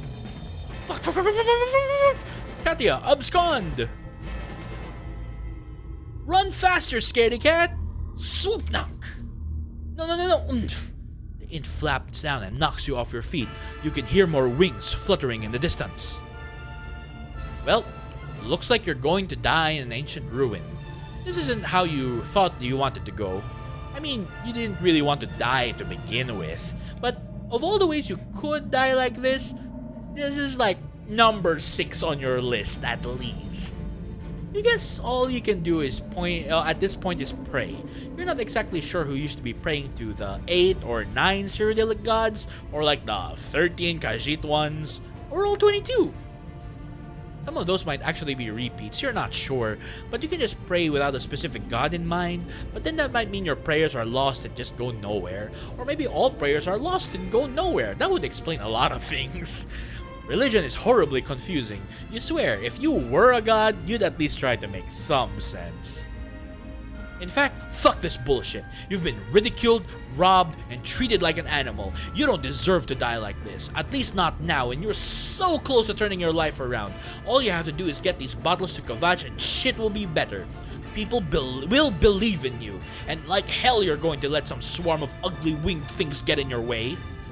Whatever that flappy bastard thinks it can do, whatever he thinks he has over you, you're about to show him otherwise. You are now the imp. You are an imp. Your level of cognition is roughly equal to that of a dog. Your hobbies include flying, sleeping, and shooting explosive blasts of lightning at innocent people. Out of these 3 hobbies, shooting lightning at people is your favorite. You love the part where they stop moving. Oh hey, it's a people. You're gonna shoot lightning at her until she dies. Imp, enjoy hobby. No. Strife. There we go. There. Oh wait. Oh, you can't hear the no. Oh you can't hear the. Oh right. Yeah. Hold on. You're right. You can't hear the no. I should do that. Okay. Here we go. Where is this? Hopefully this works.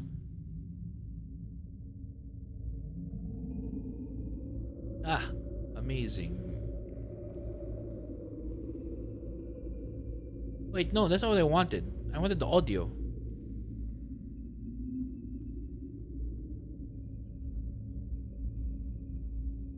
Okay.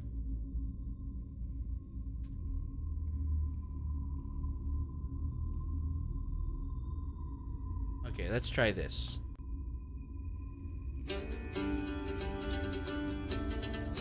There we go. Okay. Strife. Electrocute. Electrocute. Feline agility. Okay, just kill her.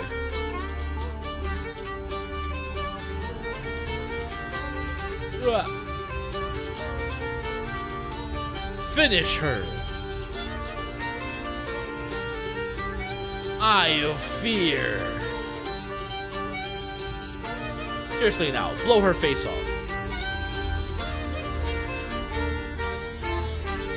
Oh, the ghost help.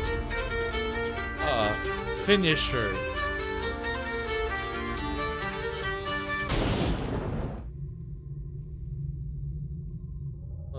Okay.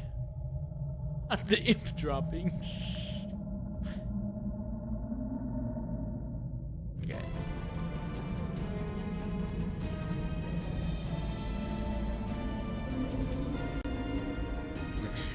Imp fly away as fast as you can from the collapsing ruin. Unfortunately, your animalistic mind is far too simple to understand that ruins are shaking because of the pillar you just exploded. To you, the two events are unrelated. The ruins are just shaking.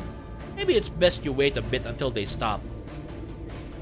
Gal, you can no longer be the imp because the imp is dead. A cat absconded from the crumbling ruins. You are now the Khajiit again. And things are starting to look better for you.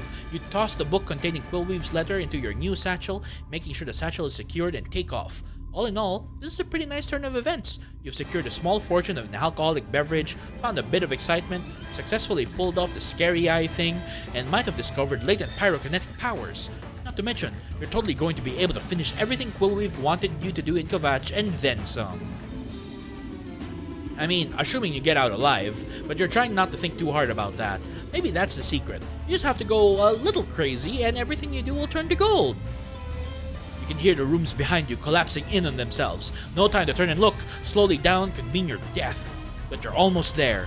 Nothing can stop you now. You're Katia fucking Madigan, and everything you fucked up today, you're about to make better. Drop and break everything. Blech! At least the ground is soft and grassy. Everything of value. Stone step. Soft grass. No!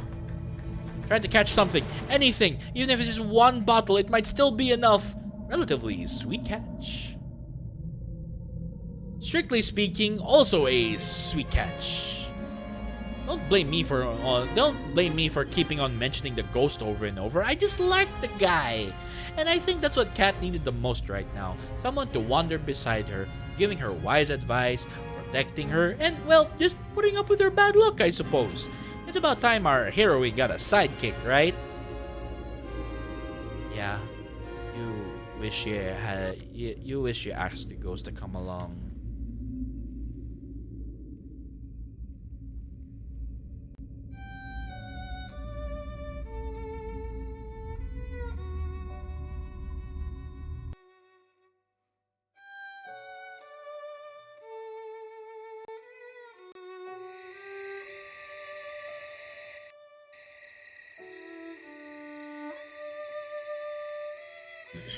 You could really use a friend to talk to. Right now, you're just sort of holding back tears by pretending the last 30 seconds didn't happen, and you're still running up those stairs.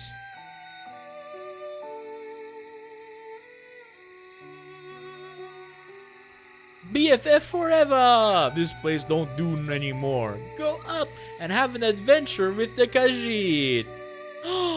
Suddenly, the ancestor guardian pops up from the ground. He heard you were in a friend of need and a protector and all of the hugs.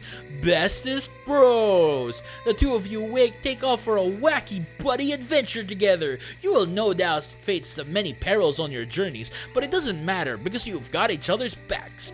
Oh, the crazy antics you guys get into. Of course, none of that actually happens.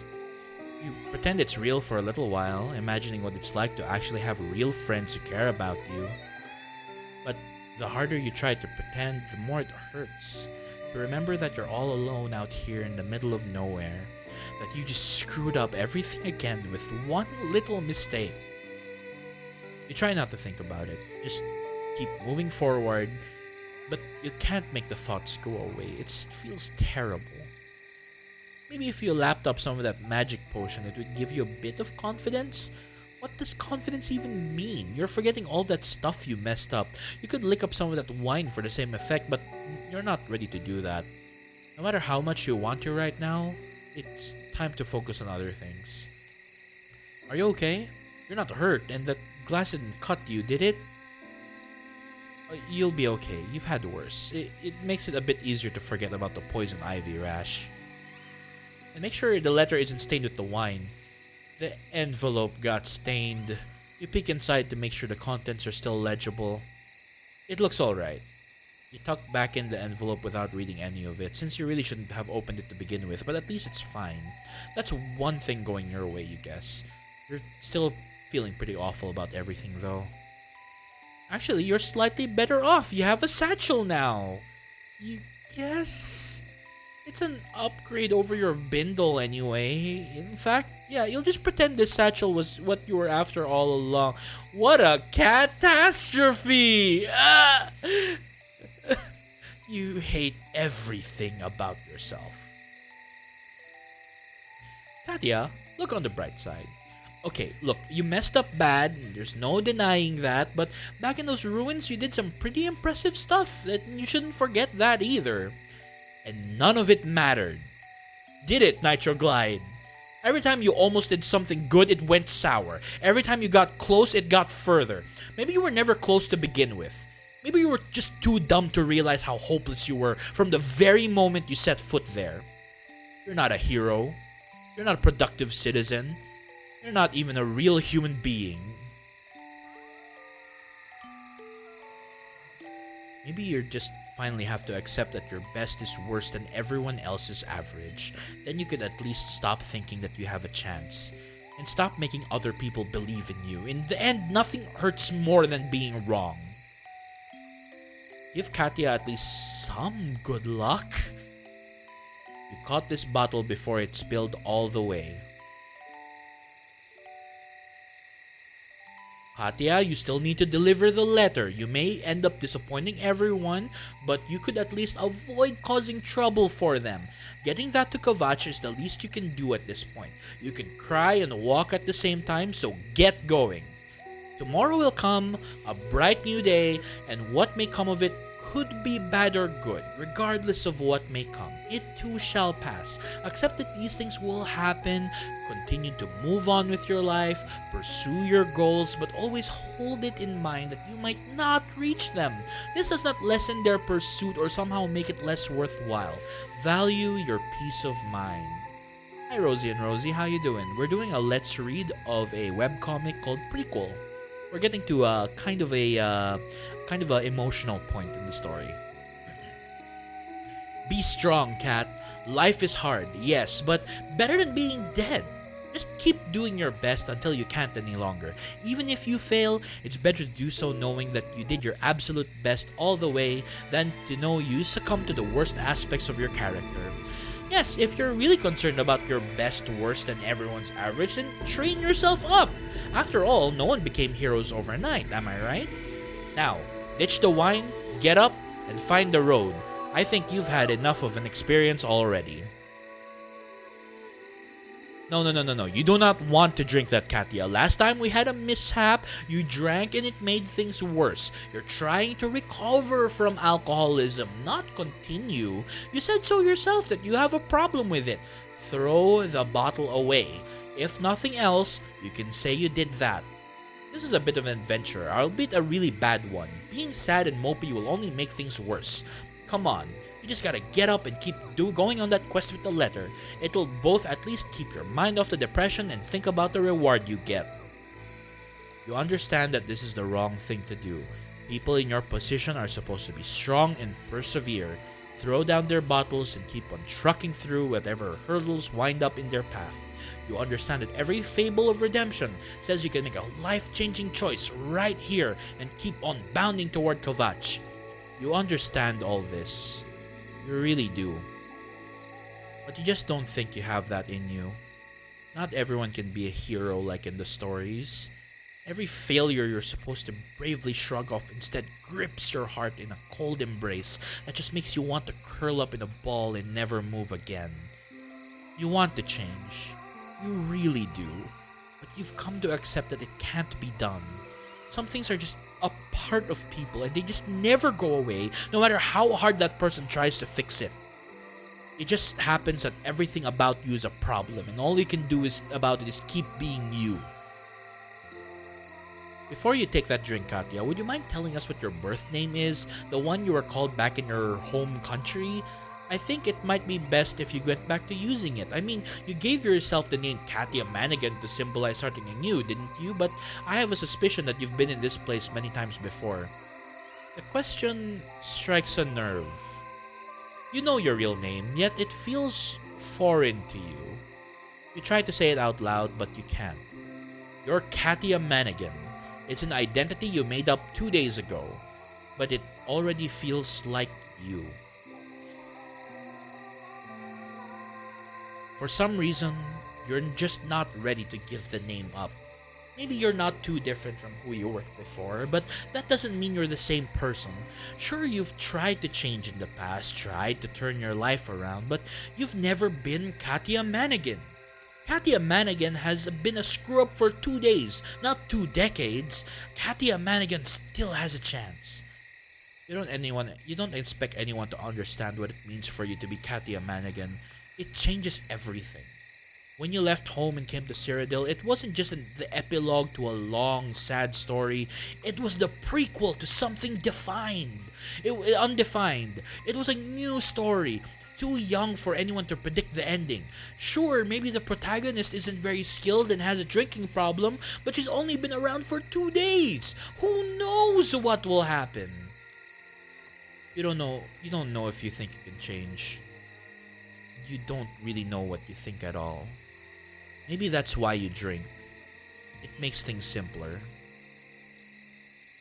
You're sorry, but you have to do this. This is a choice you are making as Katia Manigan and no one else. You know this is not a good idea and you might very well die. But you just don't care. At least you think you don't. You don't even know anymore. You're a mess. You don't know how this is going to end, but that's still better than knowing that there awaits a sad ending. Bottoms up. See you again soon. You think. You hope.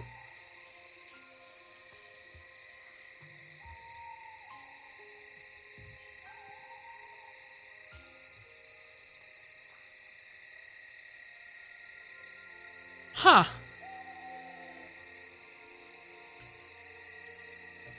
Okay. Okay, we're back here. Yeah, we're back here, I guess.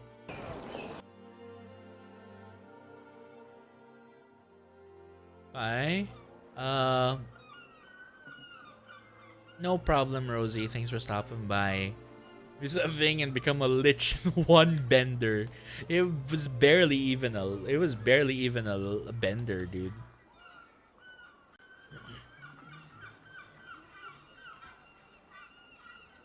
Alright. So what happened here? Well, you're alive. That pic freaks me out. If you don't know the context, before Katia left for the adventure, this was the house of the person who gave her the letter that she was supposed to deliver. Pagkatapos ko lang umiyak, ayan agad nakita, diba? Katia, assess situation.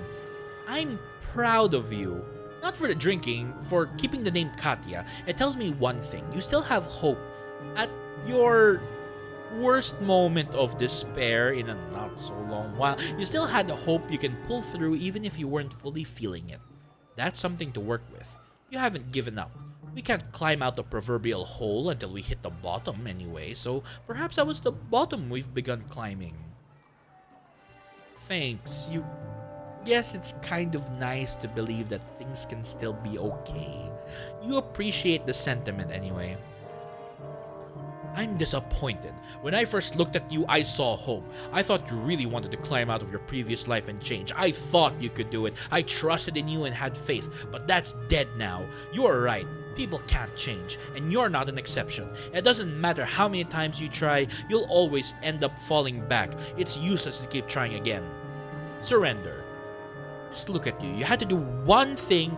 You had to deliver a letter, and even the lowest rung of society can do that, and you couldn't. Don't think that you can turn your life around. Also, valid ways of looking at this. You've had some serious thinking to do about your life, and you're not looking forward to it. You have more pressing issues to deal with right now, like figuring out what happened here. Cat, take inventory. And apparently booze makes things simpler. I'll believe it when I see it, honey. Poke around for your stuff. Hopefully you didn't lose everything this time around. Check the status of those cuts you got on your hand, as well as the rash you got from the poison ivy, as a rough gauge of how long you were out. All your stuff is gone. The cuts in your hand have scabbed over but have not healed much beyond that, implying only about a night has passed since you got them. The poison ivy rash on your wrist has gotten a bit worse too.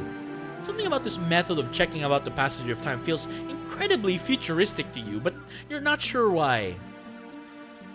Wait, before you do anything, do you still have your lockpick? You said all your stuff is... No comment. Katya, talk to the nice skeleton manservant, please. You attempt to strike up a conversation with the skeleton, but he appears to be nothing more than a simple automaton whose only function is to clean this room. He dutifully goes around his work while completely disregarding you. If you want answers, you're gonna have to find them yourself. Check that strange pendant thing on the ground. Oh, it's a ball gag, isn't it? Clearly, that is a pendant of silence.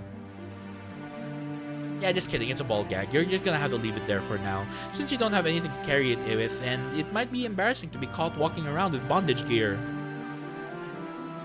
Take a furtive glance under the bed. Are the yo-yo and pineapple still there? No pineapple this time, thankfully. You found that fishbowl full of peas, though. Wala na kami. I'll say strong ganon naman sila lumaalis. Enjoy ha. Aww. I'm sorry to hear that nangyari yan sa inyo. Pero like these things happen. Like I'm sure that this is a difficult time for you. And yeah, if you need time for yourself to like reflect and to think about things, that's okay. You should take time to I think you should take some time off and like, think about things and how it's like yeah, you should I think you should take some time to take a break. And like, I understand that it's hard, it's difficult, and yeah, it's okay to want things to be quiet for a little while, right? I know you say you will stay strong, and I hope you do. We'll be here waiting for you. And I believe that you can get through this. It's not the end. I know that you know that, and I'm glad. I'm glad that you're still here and you're trying to be strong. Okay. So if you need to go, that's okay. I hope whatever it is you need to do, that it'll go well. You found that fish bowl full of peas, though. Oh, cool! Presents. It's a box full of Nord chocolates. This is a rather extravagant gift. I mean, for you anyway. There's a note and a bottle next to it. Dear Katya, thank you for the good night. Us necromancers don't get much live action, if you know what I mean. So I'll definitely be the talk of the crypts. Though you may want to steer clear of Garlas Agia in the future, since my comrades tend to be the jealous flock and there's a small chance they may kill you on sight. I must say, their jealousy is warranted. Intercourse with you was very enjoyable, and the fake underwear made it even hotter. Like, I apologize I could not bid you farewell in person, but the guards in this city have some questions about how I acquired several of those skulls, questions to which I lack legally satisfactory answers. Hopefully some confections I purchased next door will suffice in the place of a true goodbye. I also mixed a potion of cure disease and left it in the dresser. While I don't wish to imply anything negative about myself or my kinsmen, I will say that you probably want to drink that as soon as possible. Thanks for finding me. D.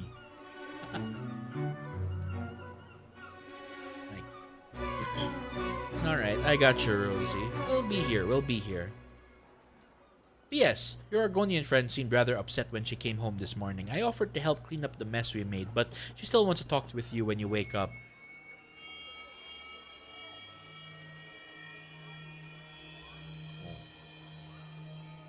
Keep potion. Sell it for cash later. Yeah, how about fuck you? There are things in life that are more important than money, and one of them is not having zombie AIDS or whatever. It tastes like pie crust and feet. Not so bad that you need to chase it down with chocolate, though. You want to hang on to those in case you can sell them later. Check the dresser. Maybe there's clothes this time. There's just the pants she bought for Garug. Well, and her note reminding her to buy more clothes. Your future clearly lies in drunken prostitution, so get the fuck out there and get yourself a street corner, girl. Excuse me, but there's certain things you'd have to set out to change in your new life.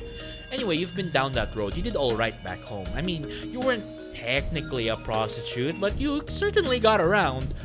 Nabbing breakfast on your way out was enough to keep you fed. Other people's beds are a fine place to sleep, and if times got particularly tough, you had a family you could mooch off. It was an existence. But it wasn't a satisfying life. You always wanted something more. Like an occupation you didn't have to be ashamed of, or a friend you didn't have to turn tricks for. Maybe you just wanted dignity.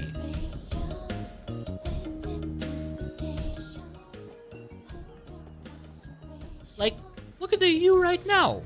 The only other person in this house is Quillweave, who has already seen you naked, and she's and is also female. You're wearing pants and you're wearing pants anyway. That's because you have dignity.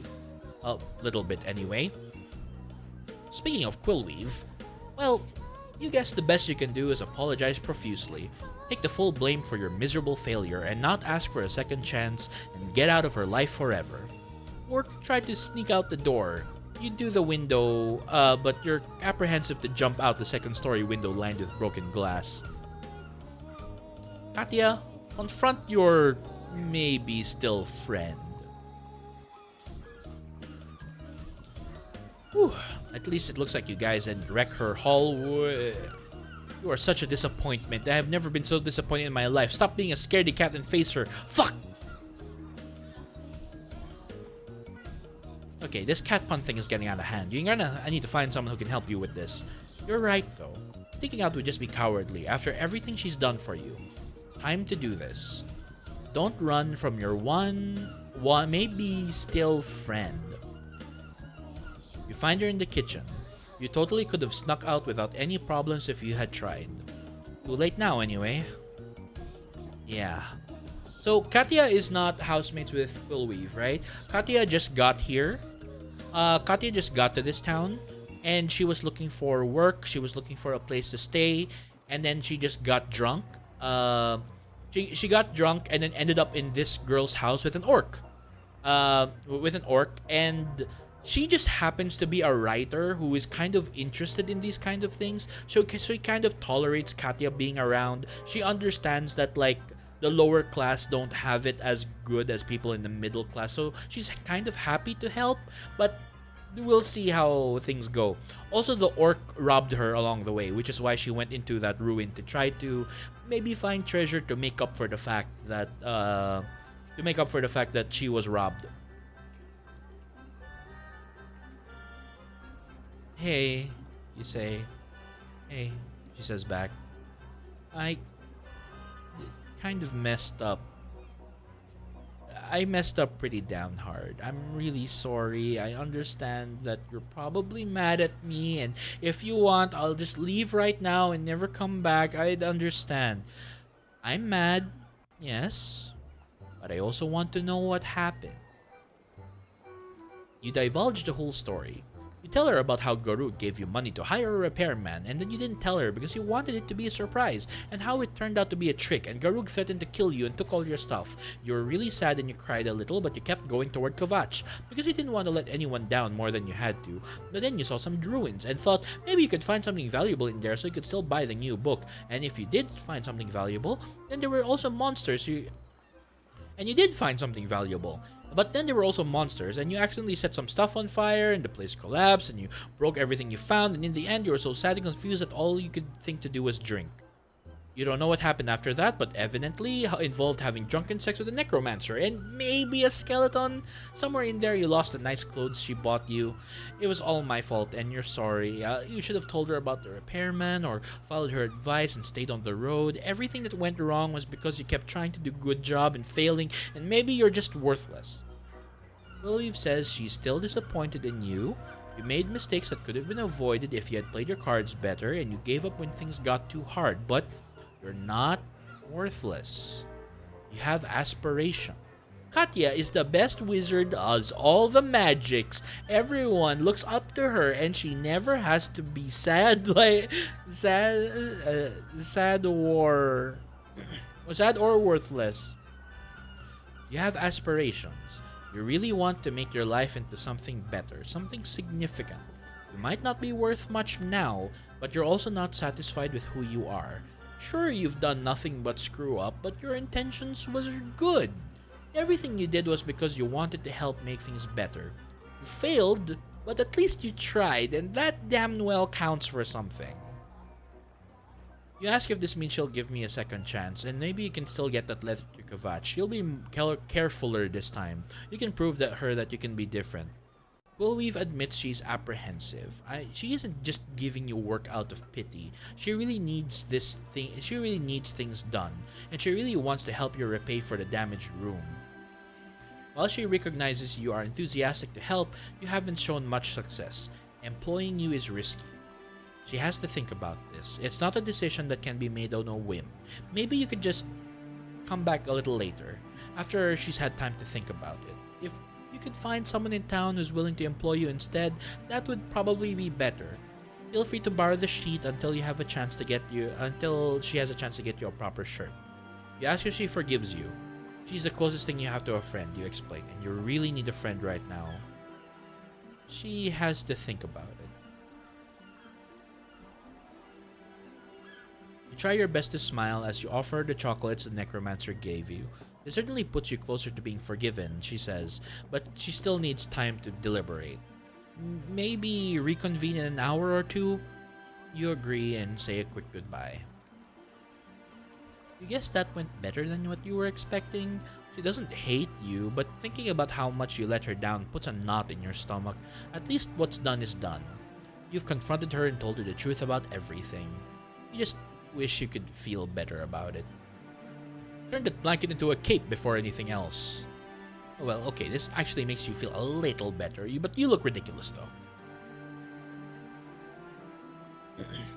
Go to the Fighters Guild. You're a cat. It should be easy to kill some rats. Okay, have you ever actually seen a Cyrodiilic rat?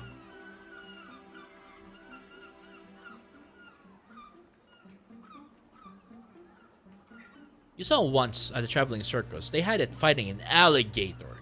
The rat lost, but it was still pretty terrifying. Basically, if someone is willing to hire trained fighters to kill something, it's something untrained people should avoid. Actually, maybe they were just feeding that alligator. You were like 6 when you saw it, but your point about hiring trained fighters stands. That's the spirit. However, you might want to wrap it up in some kind of short toga. Yeah, you're fond of this cape, but you should probably make the effort to actually cover your breasts. How's this? You look great. Thanks. Of course, Quillweave would probably want her bedsheet back eventually. Katya, take some time to relax. Is there a central commons or a park to Cyrodiil? Maybe you could spend half an hour or two, or half an hour of the 2-3 hours you have right now, just take a breather. That, and you might find someone looking for workers there or get an idea of what to do next. Cyrodiil is the country, not the town, but yeah, maybe it's time for a break.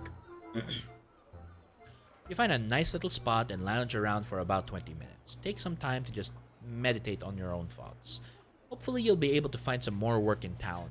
Maybe they didn't know of any jobs at the docks. Maybe someone else will have a better idea. Maybe some manual labor? Something you absolutely can't mess up. If you absolutely had to head out of town again, it might also benefit you to find a traveling partner. A friend willing to watch your back.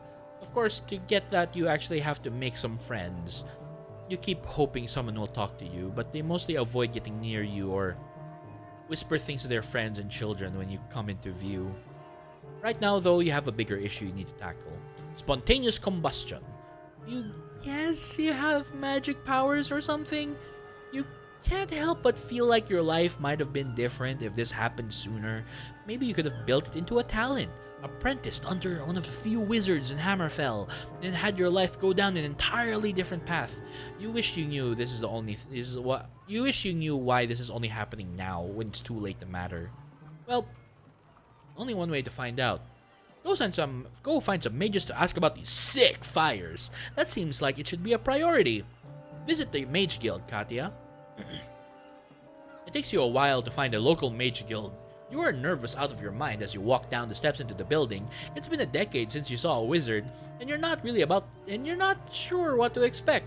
In Hammerfell, there were some pretty weird stereotypes about wizards, but you're sure they aren't all true. You are greeted enthusiastically. Zahrasha! This is certainly a surprise. What are you doing all the way down here in... Oh dear, you're some other random female Khajiit, aren't you? This is certainly awkward. What is it that you need? Katya, consult wizard folk. Imitate their weird pose to show them you come in peace.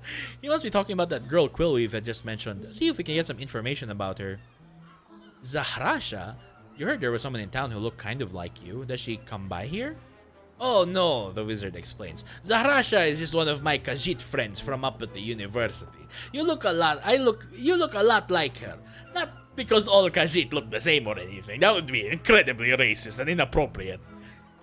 That's okay, you say. It's probably just the lighting. Anyway, I'm Katya. I recently acquired some unusual magic problems. Whenever I get offended by a cat joke, even one I thought up myself, stuff catches on fire.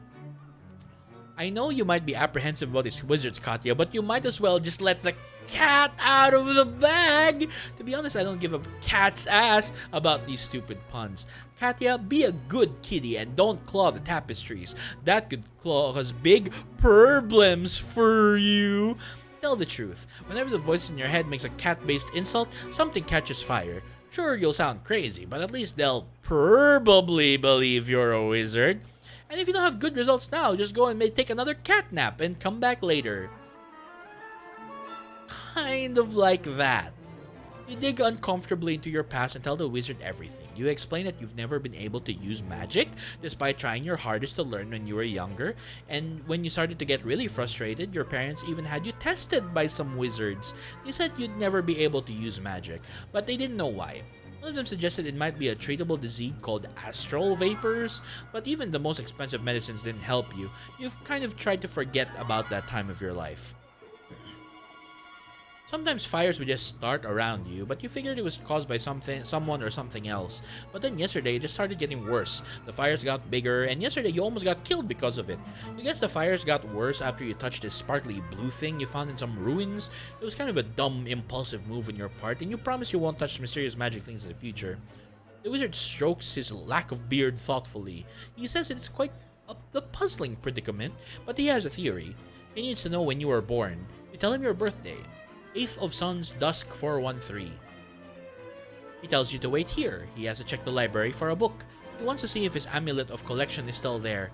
If he's right, he thinks he'll like what he has to say. Just give him a few minutes.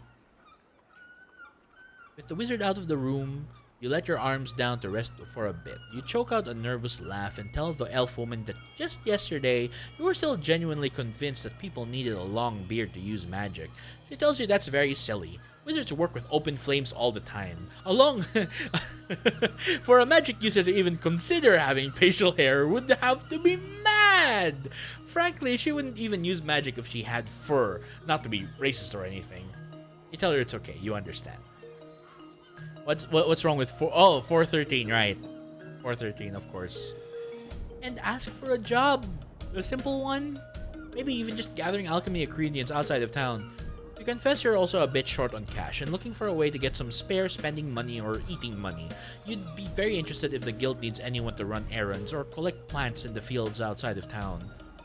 She says she can't think of anything that they need right now. They've mostly been doing research and the occasional healing job that the chapel can't handle. The roads are relatively safe as of late, making ingredient collection a rather enjoyable and scenic activity.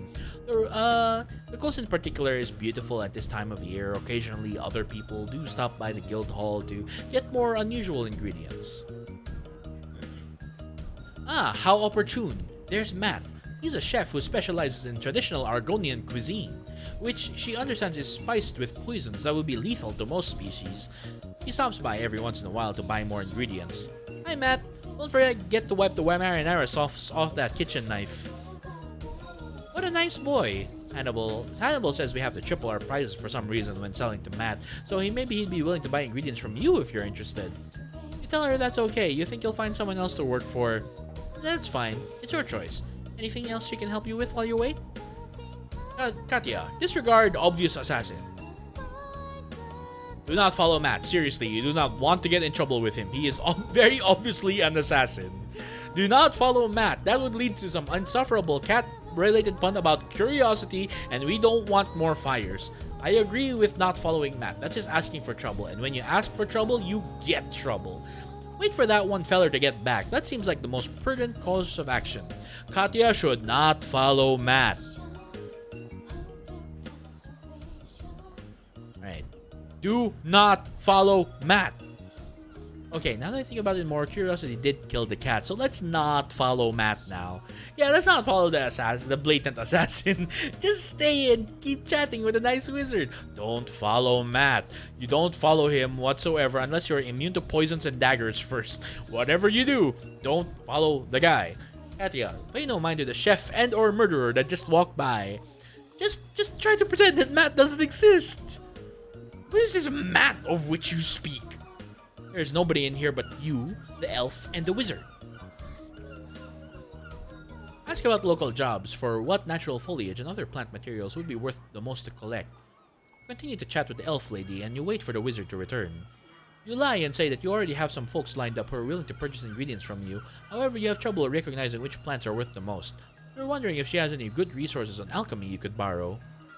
She replies that she knows a bit about alchemy herself. For her standard 50 gold per hour training fee, she'd be willing to give you some basic lessons in identifying useful ingredients. You tell her that you can't spare that kind of money right now, but she refuses to budge on the price. She just can't spare that time without compensation. She has too many important experiments going on right now. Like this thing. It goes back and forth. But for how long? Before you have much time to admire the swingy ball thing, the wizard returns and asks you to come with him. He found exactly what he was looking for. You uneasily follow him into the next room, unsure of what to expect. First things first, he wants to lend you an old trinket of his. Put this on.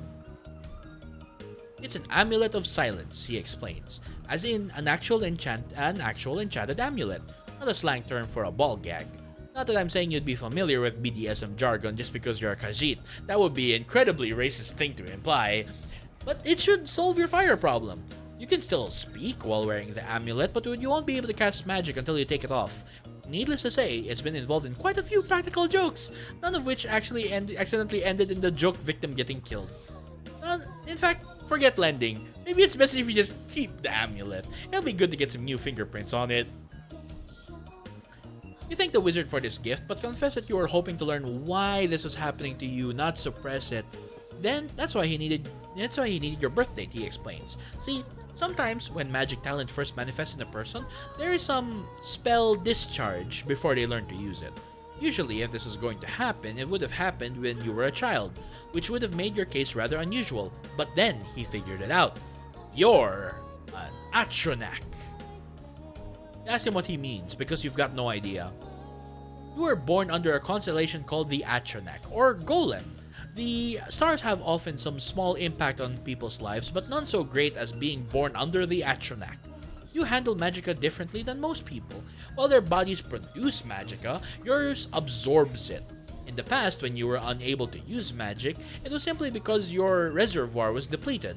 But when you touch that blue sparkly thing, which he suspects is an ancient alien magical well, it fully charged you up for what is probably the first time in your entire life. Judging from your display in the lobby, you're perfectly healthy in terms of magic ability. Many people would say that because of your birth sign, you're destined to become a powerful mage. This is a lot for you to take in.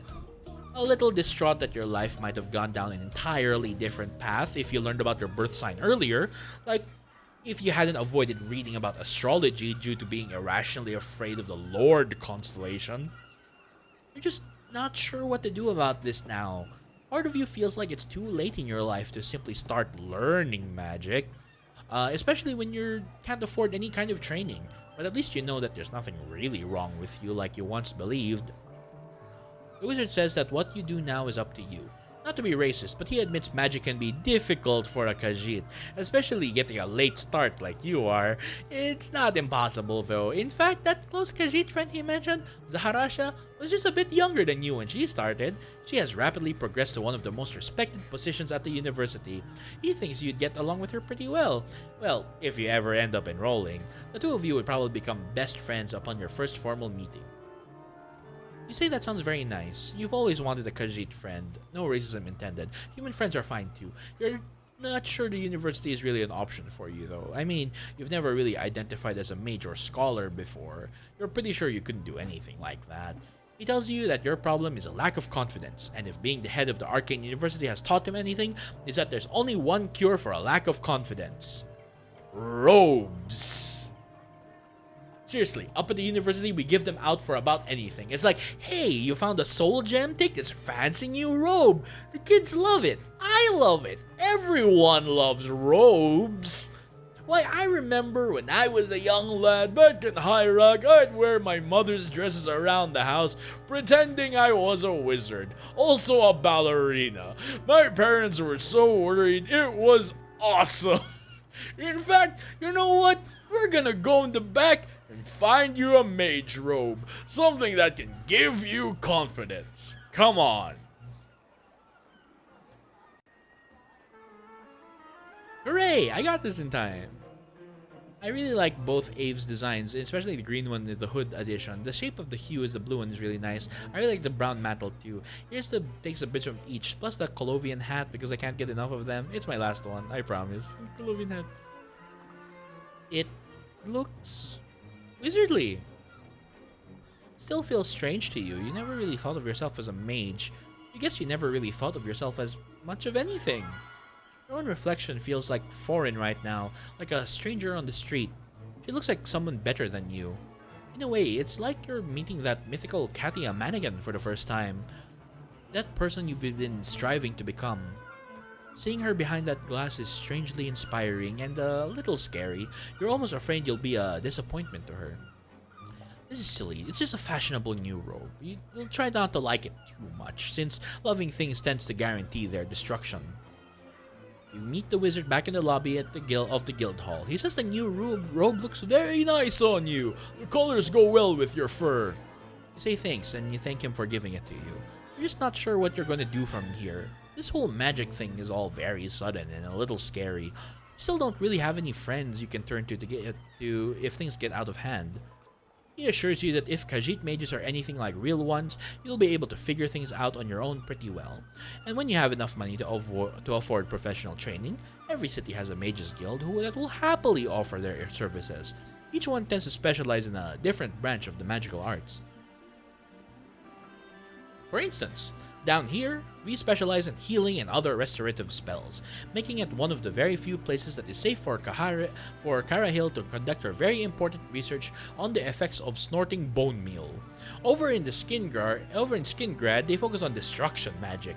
Up in Korol, they teach conjuration, and that's pretty much all the nearby guild halls you need to know about.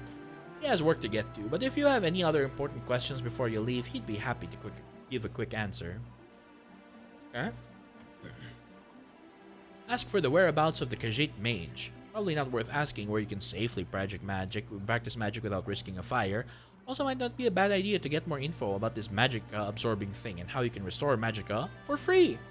I ask if he knows anything about mage-oriented goings-on in Kvatch. Actually, speaking of, does he know what the Kvatch Mage Guild specializes in? I've always wondered. You have a lot of questions, you say, but you'll try to make them fast. You ask him if his friend Zaharasha lives around here. You'd love to make a new friend, but also admit that you've done some things you're not proud of and wouldn't want it to reflect poorly on any other Khajiit in town. The wizard says not to worry about that. She lives at the Arcane University, far to the northeast of here, just outside the Imperial City. You'll meet her if you ever make it into the university, though. You also consult with him a bit regarding how to safely practice magic. He says that safety isn't... Oh, okay. Hold on. Excuse me.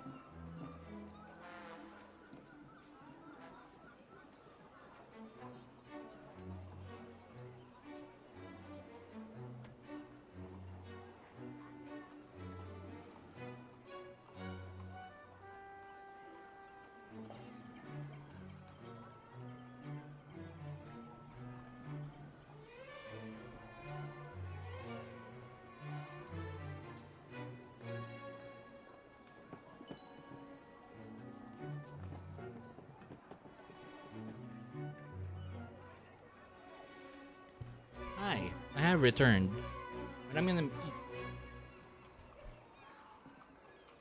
So, while I'm eating, I'll watch something. So, still technically be right back.